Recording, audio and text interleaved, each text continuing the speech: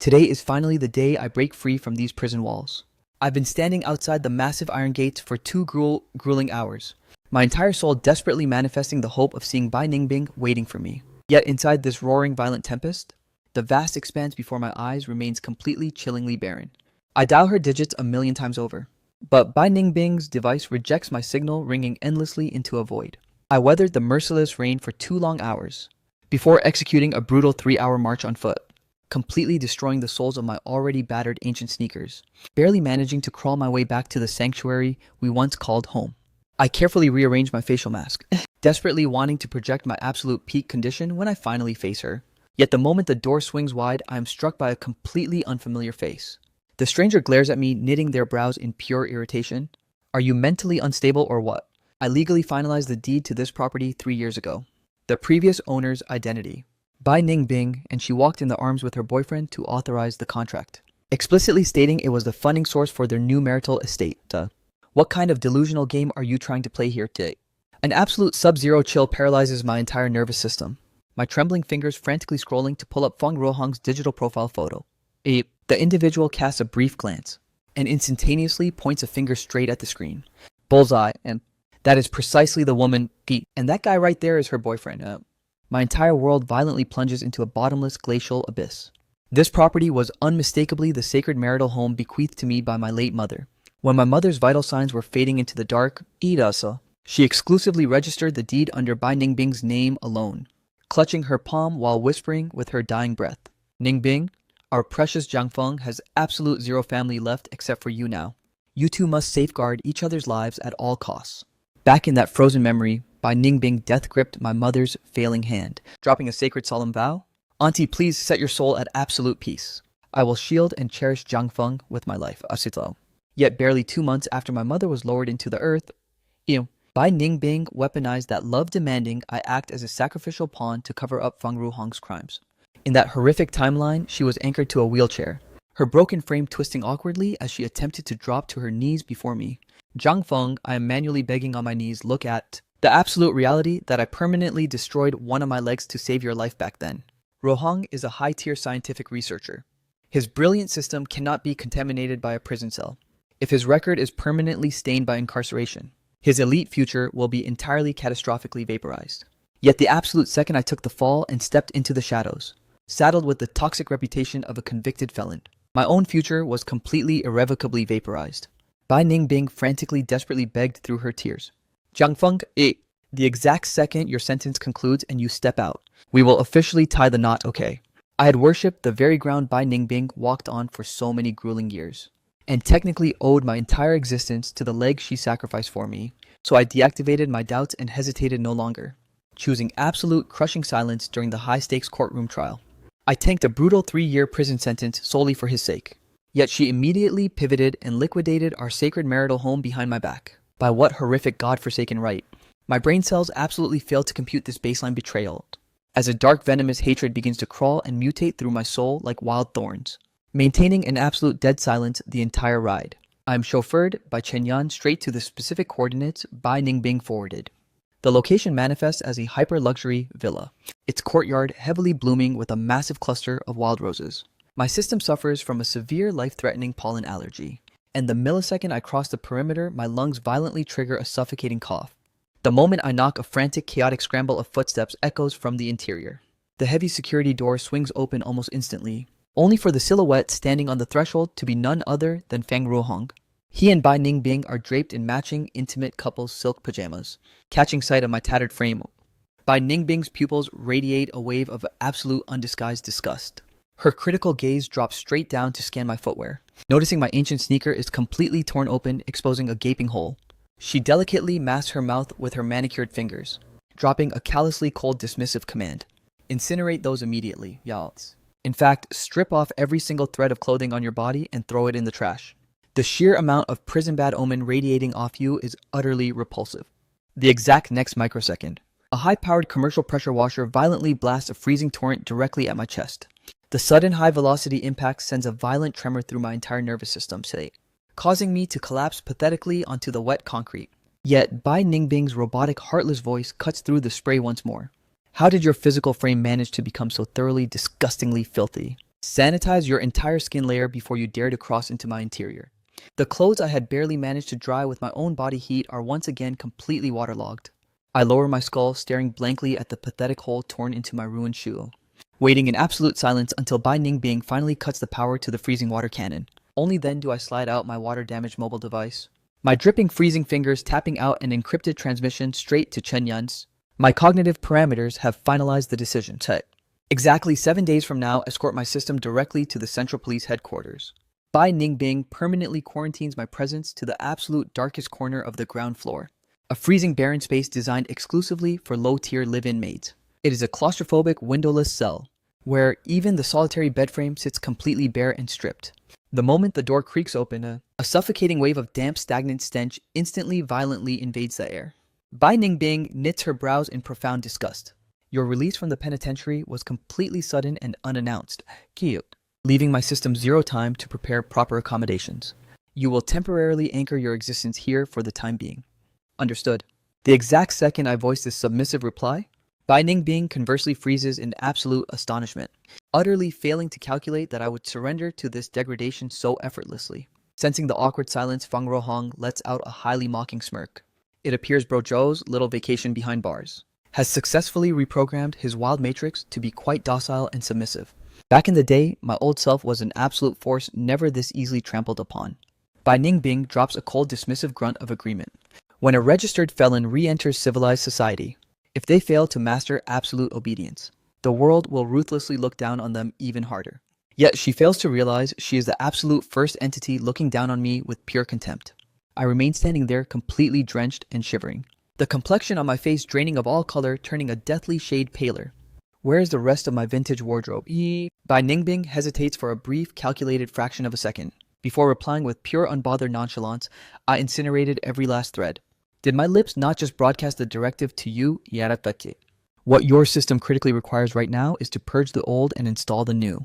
If your physical frame remains contaminated by the residual bad omens of your past, how do you intend to initialize a new timeline? The blood inside my veins violently flows in absolute reverse, my eyes instantly flushing into a raw bloodshot crimson. You incinerated absolutely everything, even the rare hand-knitted sweaters my late mother crafted with her own hands. Beholding my distress, Bai Ningbing's patience completely hits absolute zero.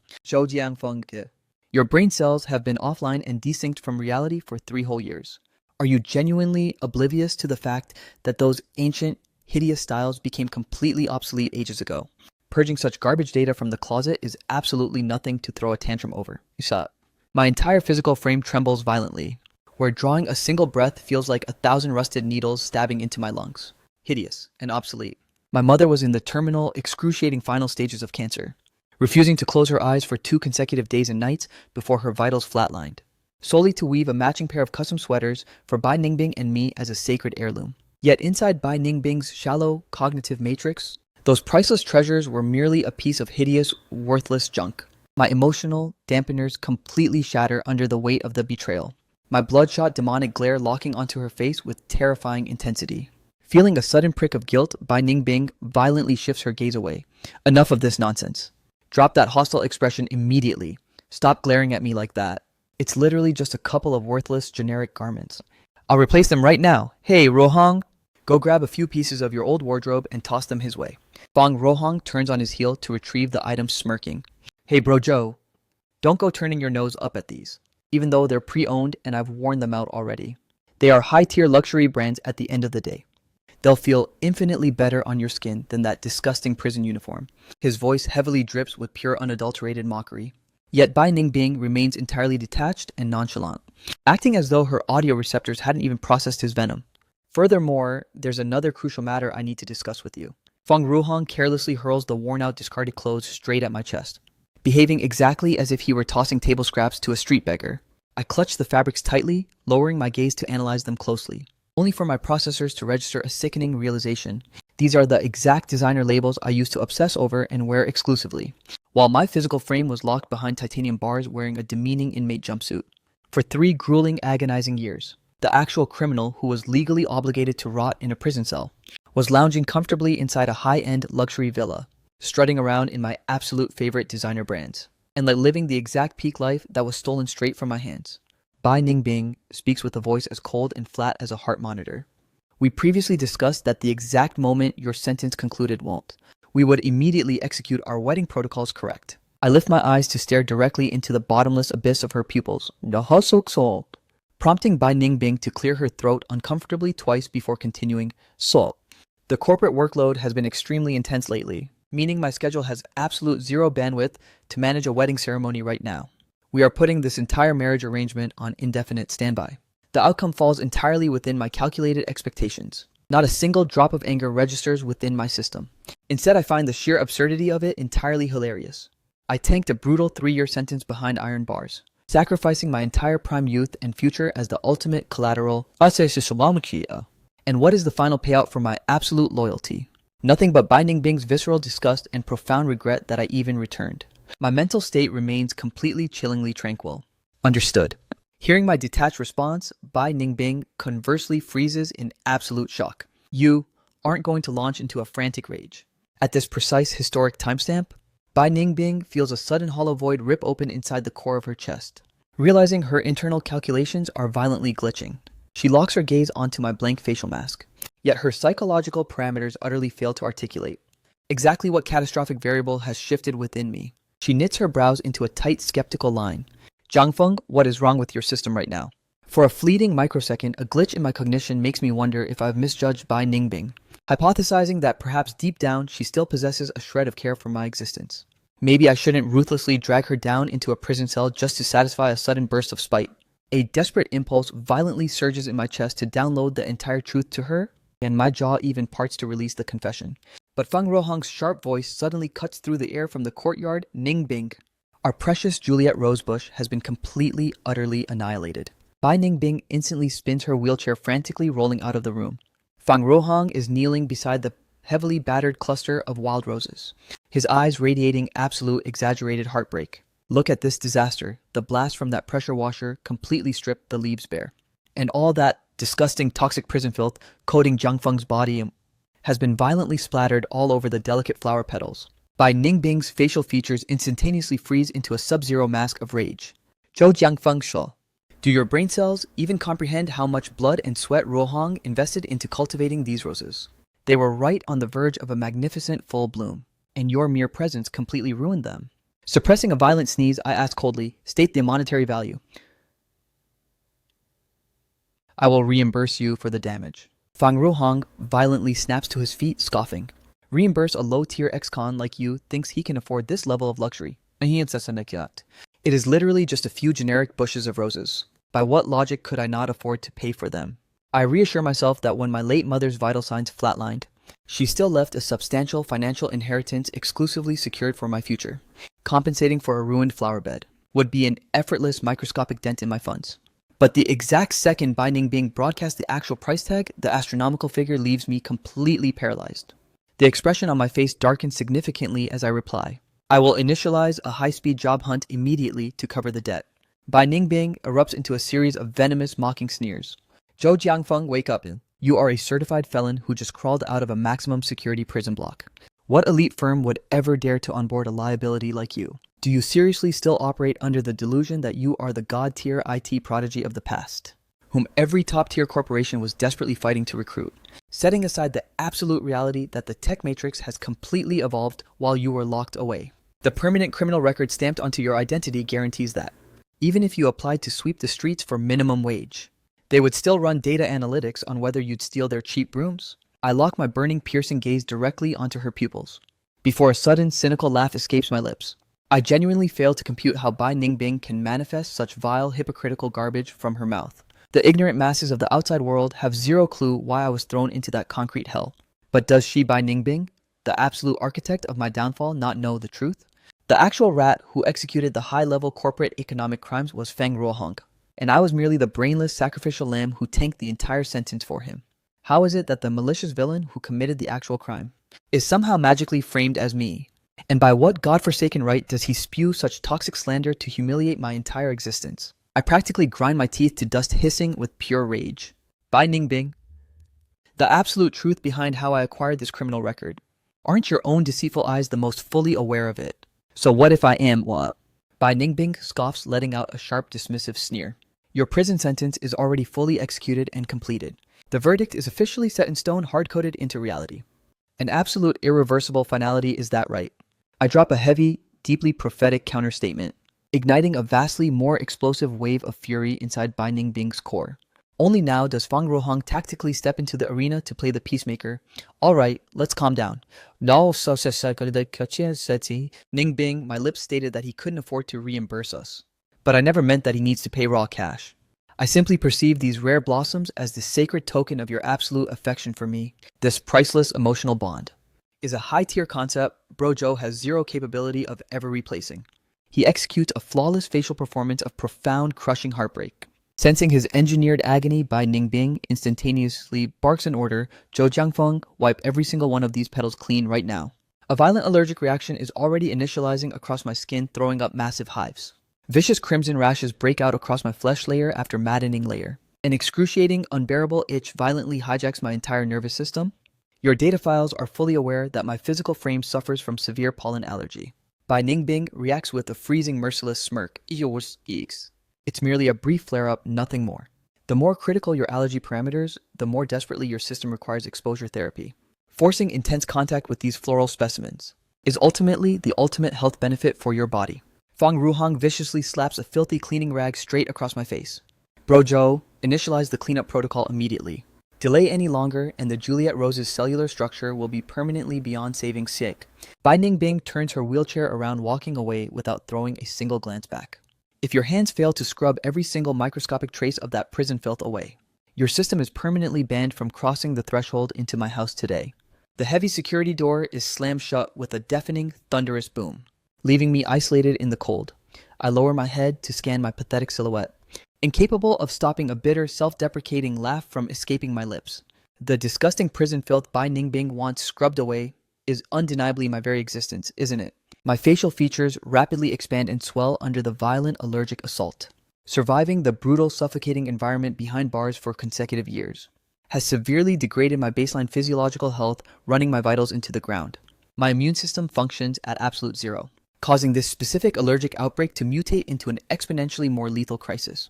Draped in nothing but a razor-thin flimsy pair of pajamas, and relentlessly battered by the sharp, biting gusts of the sub-zero wind, my core body temperature violently spikes into a scorching high-grade fever, leaving my consciousness spinning into a dizzy, blurred state of near oblivion. I'm completely powerless to stop my hands from frantically tearing at my own face, violently ripping the skin open until raw, fresh blood begins to ooze.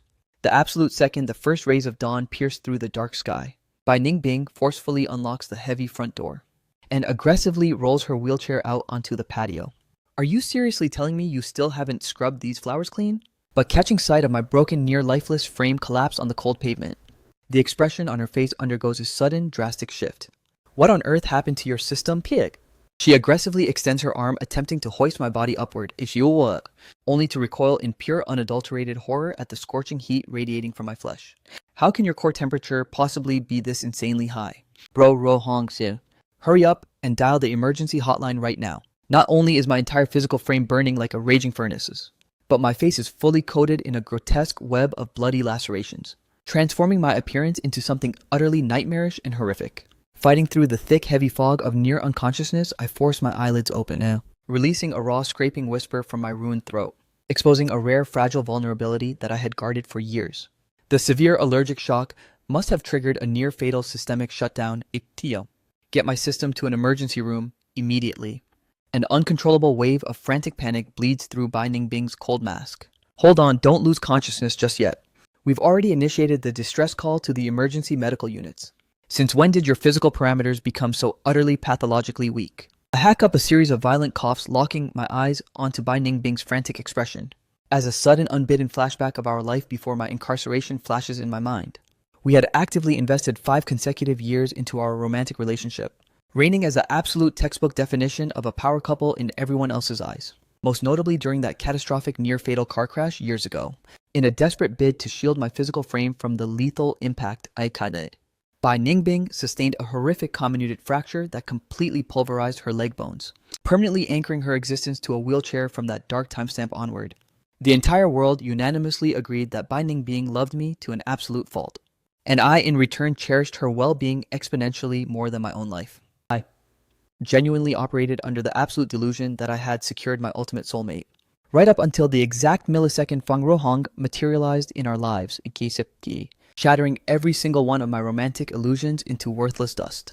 Fang Rohang was Bai Ningbing's ultimate untouchable childhood sweetheart, who migrated abroad to pursue advanced academic training after completing high school, re-emerging years later as an elite postgraduate researcher executing high-tier scientific studies. The exact moment his system re-established communication protocols with Bai Ningbing, he dropped a catastrophic, life-altering bombshell straight onto her lap. He had weaponized his proprietary research data to secure illegal astronomical black market profits, begging her to manipulate the Matrix and clean up his absolute mess. And just like that, I was selected to serve as his ultimate brainless sacrificial pawn, permanently forfeiting my elite tech corporate career and allowing my entire network of social connections to be totally irrevocably vaporized, permanently morphing into the ultimate object of public scorn and universal hatred of, purely because my heart was enslaved by her love and completely blinded by the desperate urge to repay my lifelong debt of gratitude. I operated under the baseline assumption that at the very least I still possessed Bai Ningbing Kiso, but it turns out my emotional calculations were vastly laughably overestimating her. Fang Ruhang frantically charges out of the main corridor.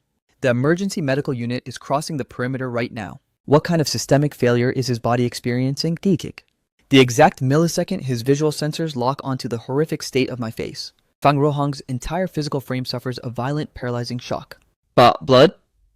His pupils instantly roll back into his skull as his brain totally, instantaneously short-circuits into unconsciousness. Rohang Ye by Ningbing lets out a piercing high-decibel shriek of sheer panic. He has a severe phobia of blood. At that exact synchronized timestamp, the emergency medical vehicle screeching to a halt outside the villa gates. The medical technicians sprint through the front door. Beholding two distinct males collapse on the floor and asking in deep confusion, identify the primary individual who initiated this emergency distress call. Bai Ningbing's cognitive processing totally catastrophically collapses from anxiety. Her visual focus entirely monopolized by the sight of Fang Ruohang's, scrambling frantically as she broadcasts the directive. I initiated the protocol, viciously fast-track him to the ICU right now. Her trembling finger points straight at the limp form of Fang Ruohang, completely wiping from her short-term memory bank the absolute reality that my own system has already plunged deep into a life-threatening state of near-fatal shock, paralyzed and half-collapsed on the freezing tiles. I force my cracked lips to warp into a chilling, cynical smirk. What pathetic crumbs of validation am I still desperately begging for? To think my brain cells actually registered the delusion that Bai Ningbing still harbored a shred of love for my soul. No, she possesses absolute zero love for me. In all statistical probability, she has never once harbored genuine affection for my existence. I was merely a low-tier placeholder, a convenient option to pass the time whenever Fang Ruohang went offline. Bai Ningbing aggregates her entire focus onto the medical transport, abandoning the property to race toward the hospital. I am left completely isolated, my broken frame lingering on the cold floor for an eternity, before managing to summon enough raw willpower to slowly, agonizingly crawl back to my feet and manually initialize a secondary emergency call for my own survival. The exact second the aggressive allergic reaction is chemically suppressed by the medical staff, Bai Ningbing's voice transmission finally connects, arriving laughably, insultingly late. Provide your current coordinates. Where the hell are you right now? I manually dispatched a secondary emergency medical team to the villa to retrieve your system, but the dispatchers reported back stating your location parameters were completely barren. I release a series of harsh coughs, my vocal cords sounding completely scraped and ruined. My physical frame is already checked into the hospital ward. That is highly optimal then.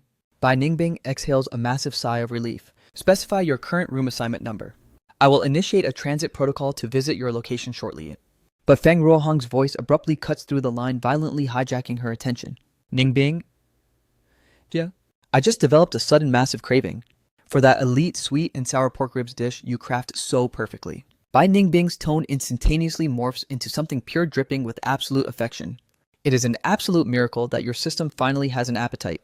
I am initiating a transit protocol back home immediately to cook it for you from scratch. Without a single microsecond of hesitation, she ruthlessly terminates our voice connection. Listening to the chilling hollow dial tone echoing from my smartphone speaker, my consciousness wanders, leaving me completely paralyzed in a daze for an eternity. My memory banks distinctly register the fact that Bai Ningbing completely lacked culinary skills. Back in our timeline, the ultimate golden rule she constantly broadcasted from her lips was, a truly treasured, pampered princess never degrades herself by entering a kitchen. Zhou Jiangfeng. If your heart genuinely shelters true devotion for my existence, Your system would never demand that I execute kitchen duties. Consequently, solely to validate my absolute adoration for her, I manually mastered a god-tier level of culinary mastery. But the brutal truth is now fully exposed. It wasn't that her system was hard-coded against cooking. It's simply that she exclusively unlocks her kitchen skills for the absolute lord of her heart. I bide my time until the digital clock interface ticks over to exactly midnight, meaning the countdown timer until the lethal incriminating evidence drops sits at exactly 4 days. Unsurprisingly, Bai Ningbing's silhouette has completely failed to materialize in my ward. I slowly nod my head, accepting the absolute reality, and exit the facility alone to retreat back to my suffocating rented cell. My stomach is violently cramping, radiating a sickening, agonizing hunger pang. I pour a glass of sub-zero freezing tap water and chug it down in massive gulps, my trembling fingers. Accidentally opening my social media feed, my vision locks onto a brand new status update uploaded by Feng Ruohong. Miss Bai's custom handmade love bento. Featuring my absolute all-time favorite sweet and sour pork ribs. Absolute peak vibes, deeply obsessed. The attached media file showcases an exquisitely designed premium lunchbox where the succulent ribs have been meticulously arranged into a perfect, loving heart shape. I lock my eyes onto that high-definition image staring into the screen for an eternity, right up until the display timeout triggers, plunging the device into total darkness. Outside my window, the absolute pitch-black abyss of the night deepens, and while the colossal concrete jungle around me is blindingly illuminated by a million neon glows, not a single microscopic spark among those lights belongs to my existence. Following my discharge protocol from the clinic, I completely bypass the luxury villa and manually secure a lease for a microscopic single-room apartment. On the initial day of my complete radio silence, Bai Ningbing executes zero communication dropping, no data logs. But by the secondary night at precisely 9 o'clock, Bai Ningbing violently calls my line, launching into a venomous interrogation. What absolute pathetic psychological game are you trying to execute right now? Clarify your query. What exactly do you mean by that? Are you seriously staging a childish runaway tantrum to garner attention? Bai Ningbing unleashes a chilling razor-sharp sneer. Zhou Jiangfeng? If you genuinely harbor that much stubborn pride, then make sure your pathetic feet never cross my threshold again. It wasn't until the following morning that the brutal weight of Bai Ningbing's words fully registered. Armed with my previously god-tier resume, I attempted to re-enter the job market, only for every single recruiter to treat my existence like a toxic, contagious plague. I was completely paralyzed, unable to even clear the initial screening phase. Eventually, against all odds, I managed to find a single HR representative willing to lock eyes with me, only to receive the devastating revelation that my entire identity had been universally blacklisted from the tech industry. Your data file is permanently stamped with a severe criminal record.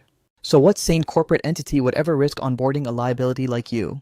The recruiter dismissively readjusts his glasses, his pupils radiating absolute unadulterated disgust and contempt. Even though our corporate footprint is microscopic, we strictly demand an unblemished, spotless background from our assets. I slowly exit the colossal corporate skyscraper, standing completely isolated on the bustling pavement. The fierce mid-March wind still carries a sharp sub-zero bite, violently whipping against my razor-thin jacket until it rattles aggressively.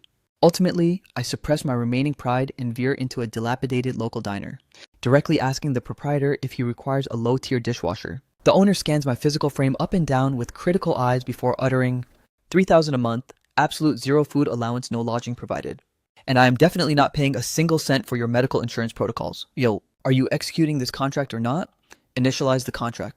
I listened to the sound of my own voice echoing with chilling, eerie tranquility. This was a low-tier grunt job that my past self would have treated with absolute disdain. Yet in my current broken state, it feels like a miraculous act of charity.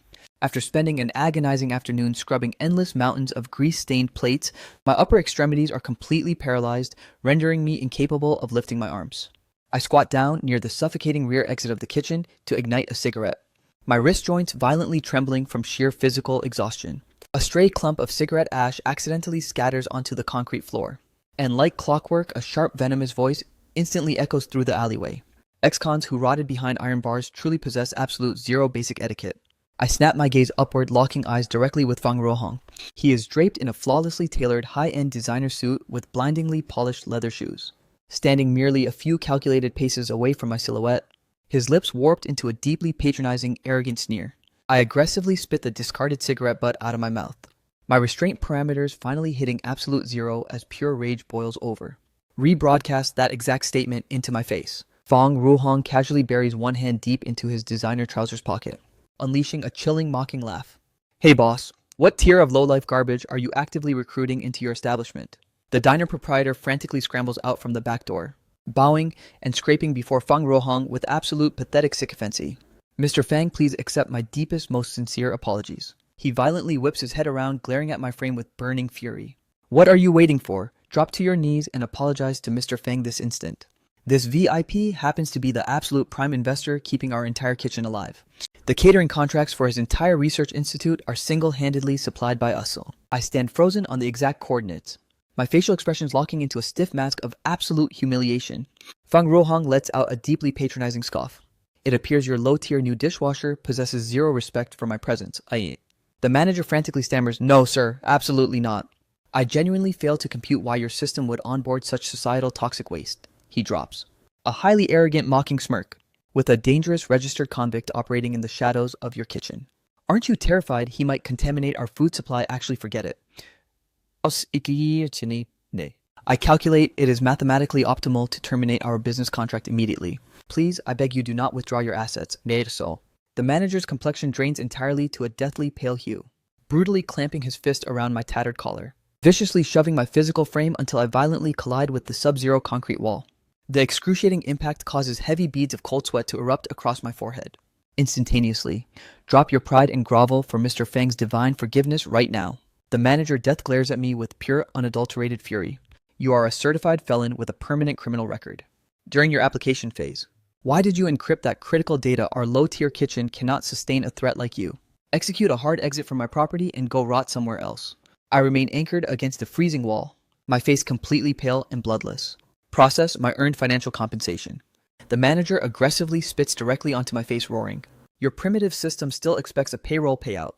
You completely vaporize the absolute prime corporate contract of my establishment. And you still possess the audacity to demand currency. Get lost, mechanically wiping the foul saliva from my skin. Every single one of my logical, psychological dampeners completely shatters into oblivion. Fang Rohong stands there, draped in a flawlessly tailored designer suit, masquerading perfectly as a high society elite, his critical gaze scanning my broken form with sheer unbridled contempt. Zhou Jiangfeng? Yeah. In this current timeline, you are nothing but a bottom-tier convicted criminal. By what metric do you ever calculate you can clash with my empire? My physical frame instantly launches forward like a feral beast, smashing a high-velocity fist directly into Fang Ruohong's arrogant jaw. My pupils entirely flushed with a demonic bloodshot crimson, as a primal roar rips from my lungs straight at his soul. Fang Ruohong yell. Run the data check through your corrupted brain. The absolute rat who belongs behind iron bars is fundamentally, suddenly, a savage, thunderous, open-handed strike cuts me off. The violent, high-impact blow completely paralyzes my consciousness into a state of total shock. I sit there entirely immobilized, while Fang Rohong rapidly scrambles back to his feet, dusts off his designer threads, leaving me collapsed pathetically on the wet asphalt. My vision mechanically pivots to lock onto the silhouette of Bai Ningbing. She is anchored firmly to her high-end wheelchair, glaring down at me. Draped beneath a luxurious fleece blanket, her complexion thoroughly warped into an ashen deathly pallor, her eyes radiating an explosive skyrocketing rage. Zhou Jiangfeng, yeah. Have your remaining brain cells completely, utterly short-circuited. Who in the absolute hell authorized your pathetic system to assault? My precious brother Ruohong's? The realization finally clicks within my database. Fang Ruohong deliberately engineered this tactical provocation, manipulating my emotional volatility to trigger a hostile meltdown, solely to maximize Bai Ningbing's visceral permanent disgust toward my entire existence. An overwhelming, profound exhaustion suddenly crashes down upon my soul. I agonizingly, systematically hoist my broken physical frame off the cold concrete, revealing a massive, gruesome smear of crimson life force coating my upper arm. The exact millisecond Bai Ningbing registers the bloody laceration. She merely extends her manicured palm to thoroughly shield Fang Ruohong's visual sensors. Brother Ruohong designed a swift retreat. Return to the elite interior of the luxury vehicle immediately. We cannot risk your blood phobia deactivating your consciousness again. Bai Ningbing violently projects a gaze heavy with absolute, unadulterated loathing directly onto my face. Zhou Jiangfeng's soul. What absolute degenerate endgame is your system pursuing right now? How is it that after rotting inside that concrete prison block for consecutive years, your brain completely failed to download a single functional life skill, yet managed to maximize your proficiency in savage low-tier street brawling? I lock my eyes firmly onto her pupils, speaking with dead, unblinking precision. Bai Ningbing. That agonizing cage was a sector my system was legally never designated to inhabit. Bai Ningbing's internal core suffers a violent spike of pure unbridled fury. hoisting her palm to ruthlessly unleash a secondary thunderous slap directly across my cheek. She roars through gritted teeth, cease weaponizing that pathetic line to blackmail my matrix. My lips have already broadcasted the absolute reality to your database. Your prison sentence has already been executed to 100% completion. The historical logs are permanently locked, hard-coded into finality. By what mathematical metric do you calculate you can alter the timeline now? She aggressively massages the bridge of her nose, exhibiting absolute psychological exhaustion, her vocal output dropping into a low, threatening hiss. Has Brother Ruohong's system not deployed an infinite amount of tolerance for your toxic behavior? He practically lowered his elite status to manually source a corporate placement for your broke existence. Yet, what tier of animalistic savagery do you choose to return to him? I violently weld my digits together into an absolute iron fist, the raw complexion on my face fading into a ghostly, bloodless white. Yet, Bai Ningbing continues to drop her heartless algorithmic decree. Tomorrow morning, your system will report for immediate active duty at their premium research facility. Granted, the protocol is strictly low-tier janitorial duties and sanitation status. But for a toxic registered felon with your specific permanent record, it is an absolute luxury. Your current asset portfolio possesses zero authorization to decline or critique any handouts.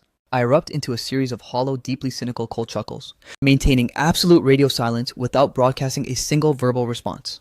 Bai Ningbing death glares at my frozen silhouette, attempting to decipher my data, her gaze narrowing aggressively as she locks onto my unbothered expression. After a prolonged, suffocating silence, she suddenly exhales a heavy, exasperated breath, her aggressive demeanor finally softening by a fraction. Can you please terminate this childish behavior, okay?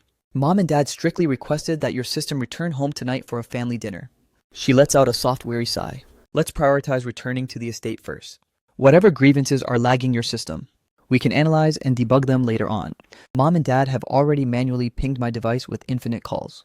After weighing the variables with immense hesitation, I ultimately override my pride and accept defeat. Not for any selfish gain, but solely out of the profound respect I harbor toward Bai Ningbing's parents. Both Patriarch and Matriarch are elite top-tier experts in the scientific research matrix. Furthermore, they have always treated my existence with genuine benevolence.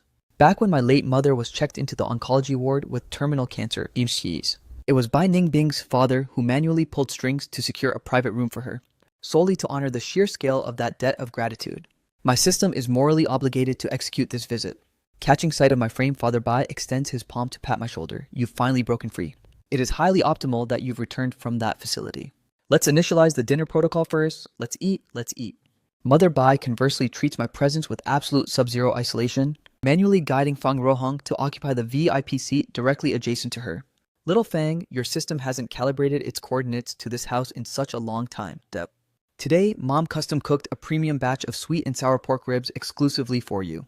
It is mathematically guaranteed to taste infinitely better than the version Ningbing cooks. My physical joints instantly freeze into a stiff, awkward stance. Bai Ningbing whines playfully like a pampered child.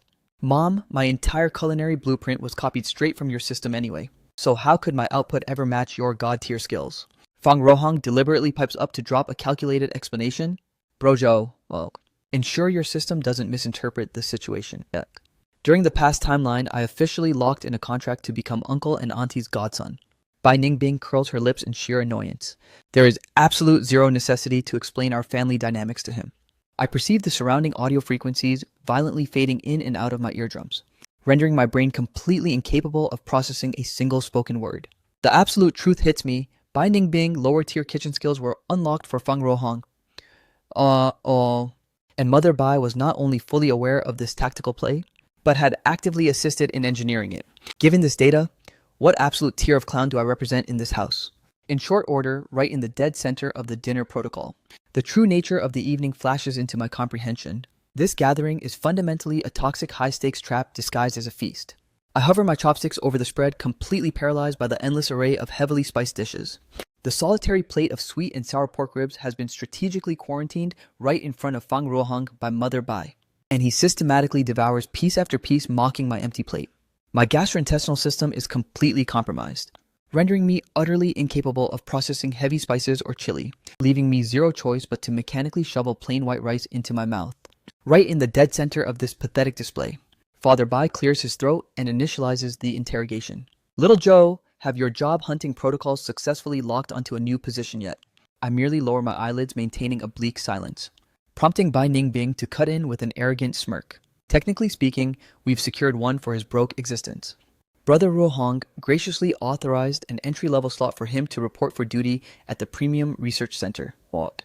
I violently grind my teeth to absolute dust firing back. My system has not activated the acceptance protocol for that placement. Mother Bai's facial features instantaneously freeze into a sub-zero mask of sheer rage. Little Joe, eh? What absolute degenerate psychological game are you trying to execute here, EST? You are a certified felon who rotted behind iron bars, saddled with a permanent toxic criminal record stamped onto your identity. The absolute reality that Little Fang is willing to deploy his elite assets to salvage your life is a miracle. How can your ungrateful system still possess the audacity to act so oblivious and proud? An adult male cannot permanently lag his career parameters by staging a lifelong basement dweller lifestyle, foolishly assuming our precious Ningbing will subsidize your survival indefinitely. Our Ningbing's current empire is executing high-tier corporate maneuvers blooming with absolute prestige and massive capital.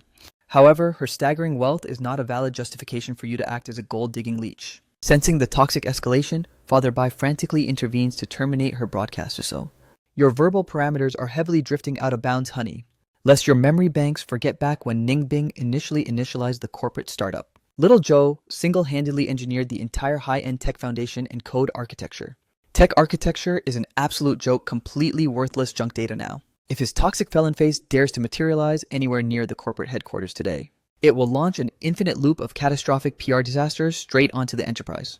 Mother Bai violently slams her custom ivory chopsticks onto the mahogany table, since the conversational logs have advanced to this critical threshold. My system will no longer waste bandwidth deploying polite filters with you. The pre-existing marital contract between your broke self and our elite Ningbing is hereby permanently terminated. I release a single chillingly tranquil hyper-detached counter-statement, instantaneously formatting Mother Bai's entire speech, buffer choking the venom straight back into her throat. She sits entirely immobilized on her coordinates, her face completely warped with sheer unadulterated shock. Repeat that query, ho. I repeat the statement with dead sub-zero precision. My message explicitly hardcodes that the wedding contract between Bai Ningbing and my system is permanently deleted. Bai Ningbing's psychological dampeners violently fracture as she lets out a frantic roar. Zhou Jiangfunga, what absolute garbage data are your lips broadcasting right now? She aggressively death grips the fabric of my tattered sleeve, her internal calculations completely glitching into deep disbelief. Are your processors genuinely broadcasting that you are walking away from our timeline?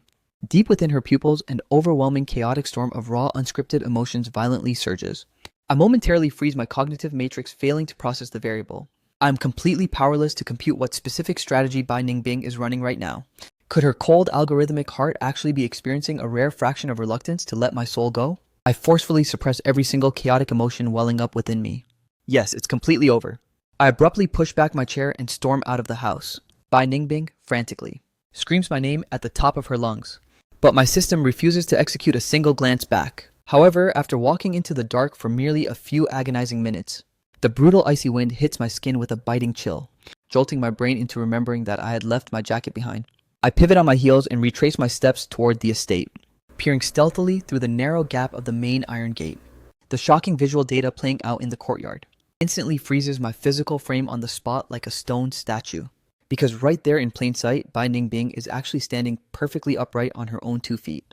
My entire cognitive matrix completely glitches into absolute chaotic anarchy. It stays that way until Fang Ruohong's muffled voice drifts from a distance straight into my eardrums. Ningbing, we absolutely cannot authorize his system to just walk away like this. To our entire operation, that toxic loser is nothing but a ticking time bomb. Bai Ningbing's facial features twist into a dazed, completely lost expression. Then what tactical move should we execute next? Fang Ruohong aggressively pulls Bai Ningbing's frame into a tight, possessive embrace. Ningbing, me?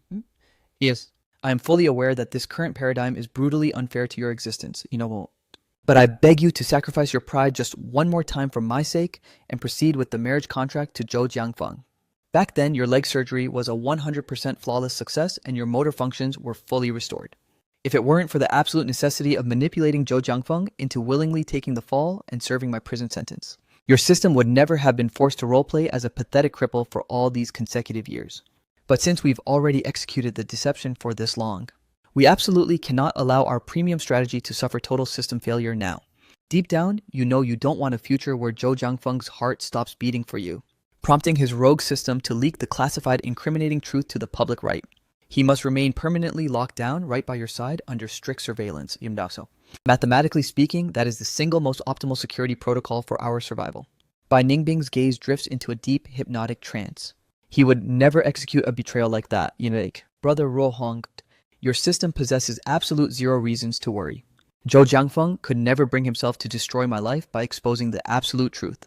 Lest he forgets, I am a direct certified accomplice to the entire conspiracy. By what metric would his devoted heart ever allow a scenario where I am dragged into a prison cell? The subsequent wave of verbal data completely fails to register in my brain as my mind shuts down. My eyes track Fang Rohong as he lowers his head to lock lips with Bai Ningbing, initiating a deeply passionate, agonizingly intense and deep kiss. A sight that violently shatters my remaining sanity into a million bleeding shards. I flee the perimeter like a hollow, reanimated corpse completely stripped of my soul. I wander aimlessly down the deserted asphalt for an eternity before finally arriving at the door of my cramped rented room. The exact millisecond I force the door open, the thunderous, deafening pop of party poppers violently explodes through the air, revealing an absolute sea of countless intimately familiar faces standing in the strobe light. In the dead of this pitch-black night, a twisted miracle materializes right before my eyes. Bai Ningbing is actually drop-shipping a marriage proposal directly to my system. However, the dazzling diamond ring she is holding up with an angelic smile was physically wrapped around Fang Ruhong's finger merely a few calculated hours ago. Bai Ningbing flushes with a flawlessly simulated bashful smile. Jiangfeng, Bitkito. Execute the protocol to make me your official wife. Her performance mimics a genuinely blushing bride to absolute perfection, yet my lips merely curve into a cold, hollow smirk. Didn't our conversational logs explicitly dictate that the wedding contract was terminated? Instantly, our entire network of mutual friends begins flaming my system for being completely ungrateful. Zhou Jiangfeng, what absolute toxic garbage data are you running in your mainframe? You are a low-tier ex-con who literally rotted away behind concrete prison bars. The absolute reality that our elite Ningbing is still willing to claim your broke existence is a massive miracle for your database. How do you still possess the audacity to play hard to get? No cap, only an angel like Ningbing would stay loyal. Any other high-tier woman would have executed a hard ghost long ago. Yet she remained anchored at the exact coordinates waiting for your system to reboot. Bai Ningbing aggressively reaches out to lock her soft palms around my hands. That heartless decree was entirely my mother's internal programming talking. I don't. Are your emotional parameters still experiencing a massive lag because of it? Her voice trembles with a slight flicker of internal panic and anxiety. Bai Ningbing's behavioral tracking sensors register that my system is operating with a severe glitch. Yet her cognitive matrix is completely powerless to pinpoint the exact root error. But in the grand scheme of things, none of it matters anymore, because a chilling, unreadable smirk suddenly overwrites my facial features. I broadcast a dead, tranquil response, sure sounds optimal. Let's initialize the wedding ceremony protocol. Bai Ningbing's high-stress defense parameters instantly suffer a total downscale to absolute zero. In her corrupted database, I am still the same pathetic simp whose entire existence revolves around loving her to the core. The tactical logistics for the grand wedding are executed with a lightning velocity, unfolding at an incredibly rushed, chaotic pace. Even the groom suit allocated to my body is merely a low-effort, off-the-rack generic brand bought in a hurry. On the absolute eve of the ceremonial execution, my mobile device pings with an encrypted text message from Chen Yan. Aren't your internal processors scheduled to finalize a marriage contract with Bai Ningbing tomorrow? Does this mean the execution file containing the incriminating evidence is no longer being deployed? What absolute glitch is happening with your strategy, Seikya? The high-stakes timestamp negotiated with Chen Yan is hard-coded for tomorrow morning. I glare down at my physical frame, analyzing the deeply flawed, ill-fitting dimensions of this generic suit, and mechanically tap out a single-word command to override the system deploy. The very next morning, at the absolute crack of dawn, I transport my physical avatar directly to the high-end wedding venue. The exact millisecond I enter the main gates, a massive wave of wildly speculative toxic gazes locks onto my coordinates. Look at him. That's the absolute loser who just crawled out of a maximum security prison cell. I am completely powerless to compute what chaotic error code ran through Miss Bai's brain to choose him. From my elite data analysis, that billionaire Fang Rohong is a top-tier match compared to this trash. Has her cognitive vision suffered total system failure? To bypass an elite tycoon just to link her empire to a certified broke felon, I act completely oblivious to the toxic chatter, marching directly toward the private VIP dressing room. The exact second I breach the threshold, Bai Ningbing and Fang Ruhong are already deeply entrenched inside, both of their faces noticeably flushed with a guilty telltale crimson. Bai Ningbing, visibly flustered frantically, summons the makeup artist to fix her smudged lipstick. while Fang Ruohong sits adjacent, aggressively digging through his designer bag. Suddenly, he unleashes a dramatic, piercing shriek. Who the hell dared to breach my personal property? My premium valuables have been completely wiped from existence. I silently track his movements with a dead, analytical gaze. I know the absolute peak of this entertainment protocol is about to initialize. After all, how could a greedy parasite like Fang Ruohong ever willingly forfeit his grasp on Bai Ningbing's empire? I remain perfectly anchored on my coordinates, utterly unbothered, watching passively as Fang Ruohong orchestrates a chaotic search through every bag in the room, until his digging fingers violently extract an item from the deep pocket of my heavy winter jacket. The exact item Fang Ruohong claimed to have lost, his supposedly priceless family heirloom. The ancient jade pendant has been deliberately shattered cleanly into 2 pieces. Bai Ningbing's entire facial expression instantly morphs into pure, unadulterated hostility. Zhou Jiangfeng Yig. Has your entire cognitive mainframe completely short-circuited? Do you possess absolute zero data on the gravity of this situation? This is the sacred, irreplaceable maternal relic Brother Ruohong's late mother left in his possession. A massive, suffocating wave of judgmental whispers and finger-pointing instantly floods the room. No cap, once a low-tier street rat. Always a low-tier street rat.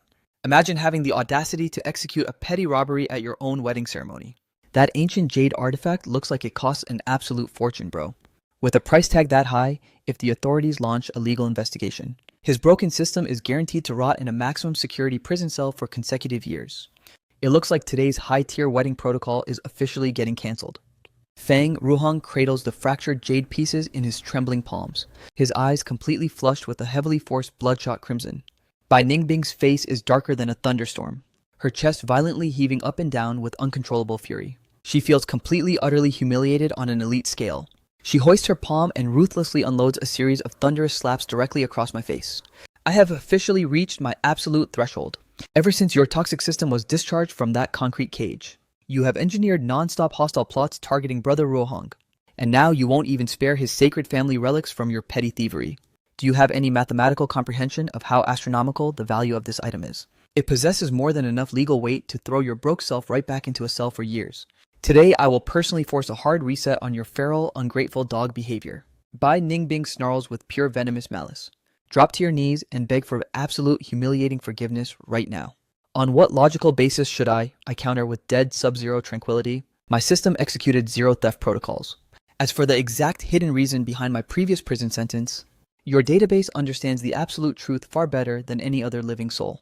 I am fundamentally 100% innocent of any crime. The ones who are actually guilty are you. The surrounding crowd erupts into a wave of mocking laughter. Yo, did everyone's audio receptors pick up that absolute garbage data? This broke loser actually just claimed he's completely innocent. No cap, this is the funniest comedy routine of the year. He literally rotted inside a concrete prison cell for consecutive years.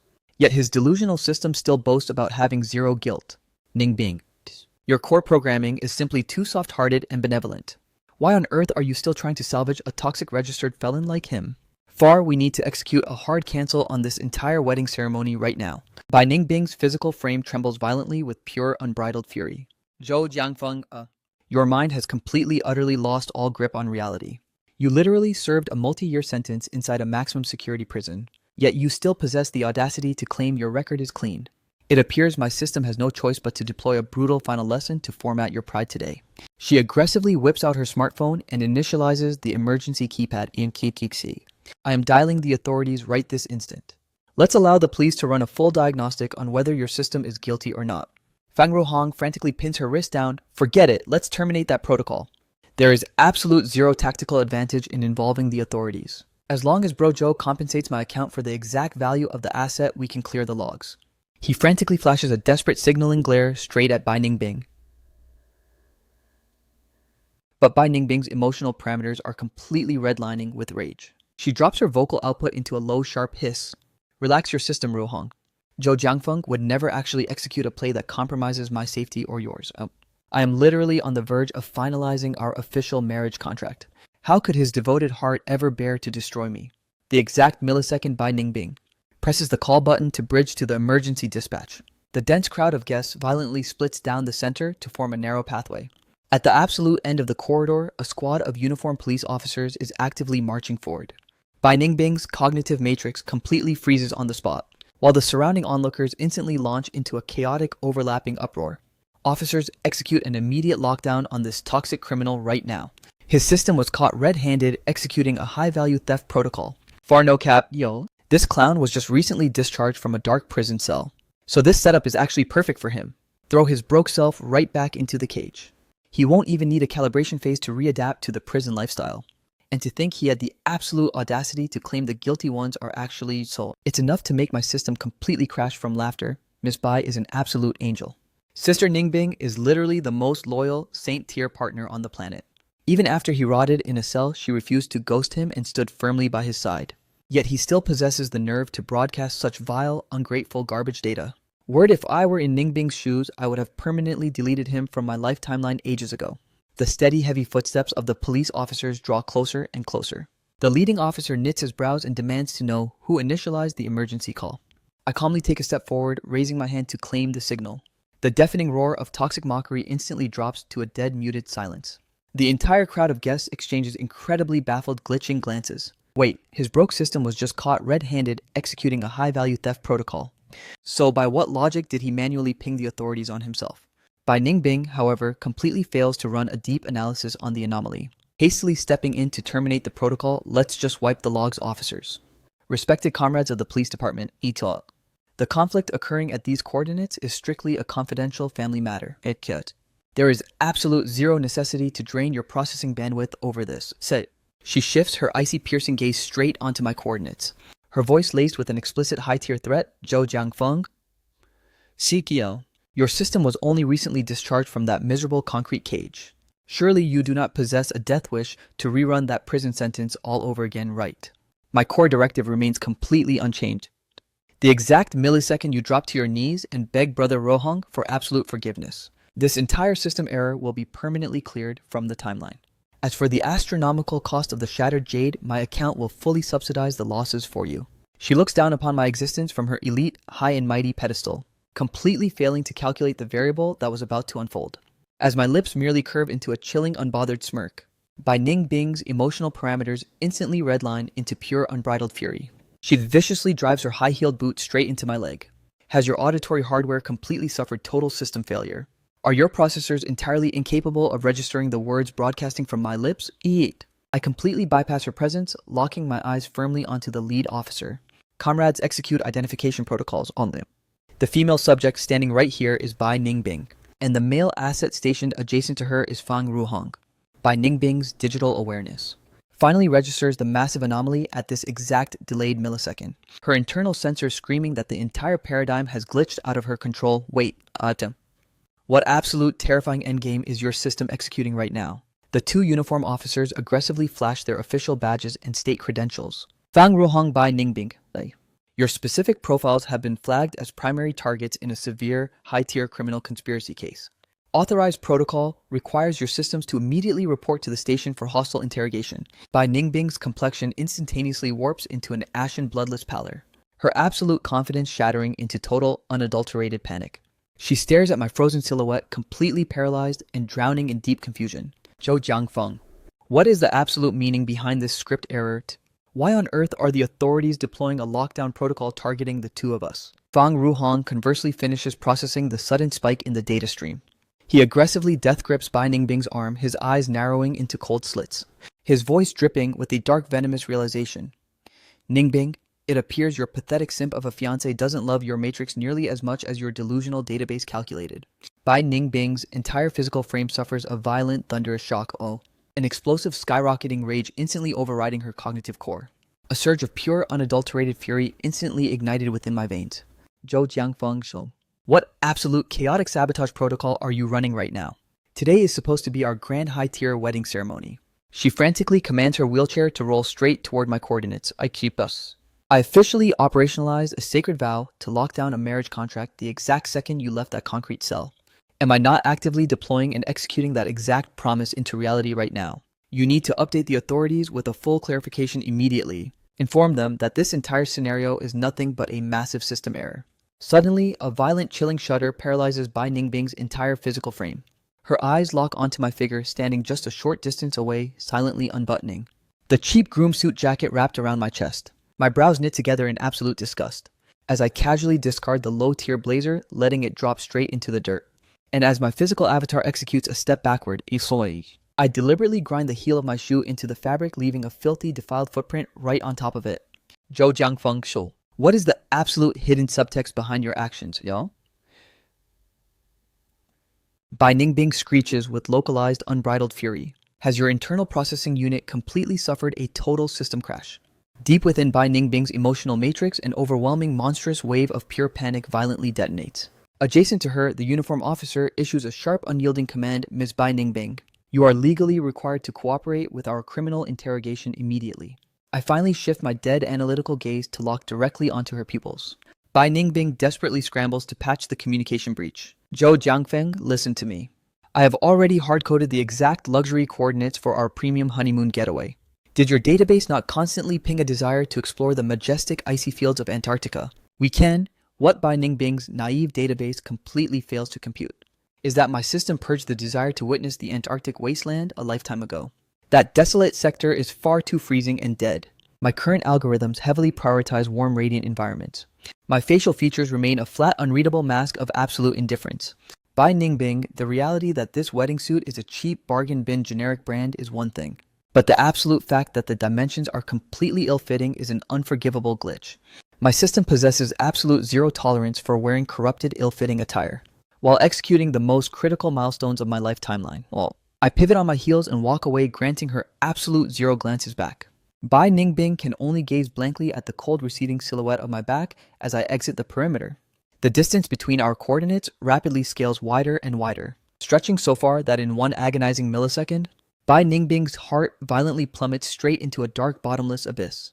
A suffocating realization registers in her core. It feels as though she has permanently lost the ability to ever hack back into my life. Her cognitive matrix is completely powerless to calculate exactly where the trajectory went wrong, causing an unprecedented, terrifying wave of raw terror to completely overwrite her sanity. The high-stress conditions inside the detention house are brutally unforgiving. Bai Ningbing is dragged through the booking process, her pristine wedding dress now completely tattered and filthy, drawing an absolute swarm of mocking, highly judgmental stares from everyone in the holding cells. Drowning in sheer humiliation, she desperately tries to gather the torn layers of her bridal gown closer to her body, as she is forced to sit beneath the harsh glare of the interrogation lights to answer the officer's relentless queries, marinating in a miserable loop of sub-zero temperatures and agonizing hunger the entire time. An agonizing burning spasm begins ripping directly through her stomach. Drowning in physical distress, she finally cracks under the pressure and pleads with the officers. Can your department urgently relay a high-priority message to Zhou Jiangfeng? Order his system to immediately deliver a hot, soothing meal to stabilize my stomach, and specify that it absolute must be custom prepared by his own hands just how I like it. The stern interrogation team tasked with breaking her down exchange completely stunned, deeply bewildered glances upon hearing her delusion, their eyes dripping with pure, unadulterated judgment and disgust. Only then does the reality glitch violently clear up in Bai Ningbing's head, remembering that I'm running a massive hostility protocol against her. At a critical juncture like this, there is absolute zero probability that I would ever deploy as her personal delivery boy. Eventually, the jailers casually slide a bowl of completely repulsive, soggy instant noodles into her cell. Suppressing a violent wave of nausea, Bai Ningbing forces herself to choke down a few miserable bites. But the low-tier garbage data only triggers a massive, even more excruciating flare-up in her stomach. Her mind desperately drifts, calculating that if my devoted avatar were stationed by her side, I would never allow her physical frame to suffer such a high-intensity level of discomfort. After all, I had always been flawlessly meticulous, possessing sharp elite sensory awareness that could instantly detect the slightest anomaly in her well-being. Drowning in deep confusion, Bai Ningbing directs a frantic, shaky inquiry toward her captors. What exact criminal logs is this department trying to extract from my database anyway? Is all this high-pressure intimidation merely about that petty jade pendant theft? That minor incident is honestly not critical enough to warrant a state-level investigation. Our respective factions can easily execute a private off-the-record settlement to wipe the slate clean. The lead interrogator merely responds with a cold, mocking smirk. Miss Bai, our central mainframe has absolute zero data regarding whatever stolen jade artifact your system keeps babbling about. Bai Ningbing's anxiety parameters instantly spike into the danger zone. Then what corporate files are you bastards trying to audit? It can't possibly be that. The investigator finally unleashes the heavy artillery. Miss Bai, let's run a diagnostic check on your long-term memory banks, shall we? Exactly 3 consecutive years ago to this date, the Yincheng district corporate sector suffered a catastrophic high-profile intellectual espionage event involving the theft of classified research data. Every single drop of blood instantaneously drains from Bai Ningbing's face, leaving her ghost pale and completely paralyzed. From that exact terrifying milestone onward, regardless of what high-tier psychological pressure tactics the police deploy, Bai Ningbing's vocal output is reduced to a single hard-coded defensive script. I possess absolute zero comprehension of the words broadcasting from your mouth. My database is completely clean, and I am entirely oblivious to any criminal activity. She frantically constructs a massive unyielding fortress wall around her psyche, locking every single incriminating file deep within the encrypted vault of her mind, ensuring absolute zero leakage of data to the authorities. Finally, after 24 grueling, agonizing hours of mental torture the temporary legal hold expires and Bai Ningbing is officially discharged. She heavily drags her filthy tear-streaked bridal gown along the cold pavement, stumbling out of the police precinct doors looking like a completely broken low-tier beggar. Her wealthy parents have already been stationed at the perimeter waiting for agonizing hours. The exact second they lay eyes on her battered frame, a massive wave of hysterical tears and frantic snot instantly erupts from their faces as they rush her coordinates. What absolute system error has compromised our family empire? Ningbing, what high-tier criminal trap did your system walk into? You must feed the raw data to your father and mother right this instant. Our elite network still possesses more than enough leverage to solve this crisis and bail you out. Bai Ningbing merely lunges into the passenger seat, ignoring their questions. Mom, do you have a portable charger fast, aunt? She frantically hooks up her completely dead smartphone to revive the system. After a few agonizing minutes of pure anxiety, the device finally reboots. Her absolute top priority is deploying a direct call to my coordinates. But the only audio feedback greeting her ears is a cold, automated operator voice. We are sorry. The number you have dialed is a completely non-existent system error. Bai Ningbing violently hurls her phone onto the dashboard, her expression morphing into an incredibly hideous mask of pure rage. Where the hell is Zhou Jiangfeng? Has he not pinged you guys at all these past few days? Her mother and father trade extremely uneasy flickering glances, silently shaking their heads in absolute ignorance. What on earth is going down with our timeline?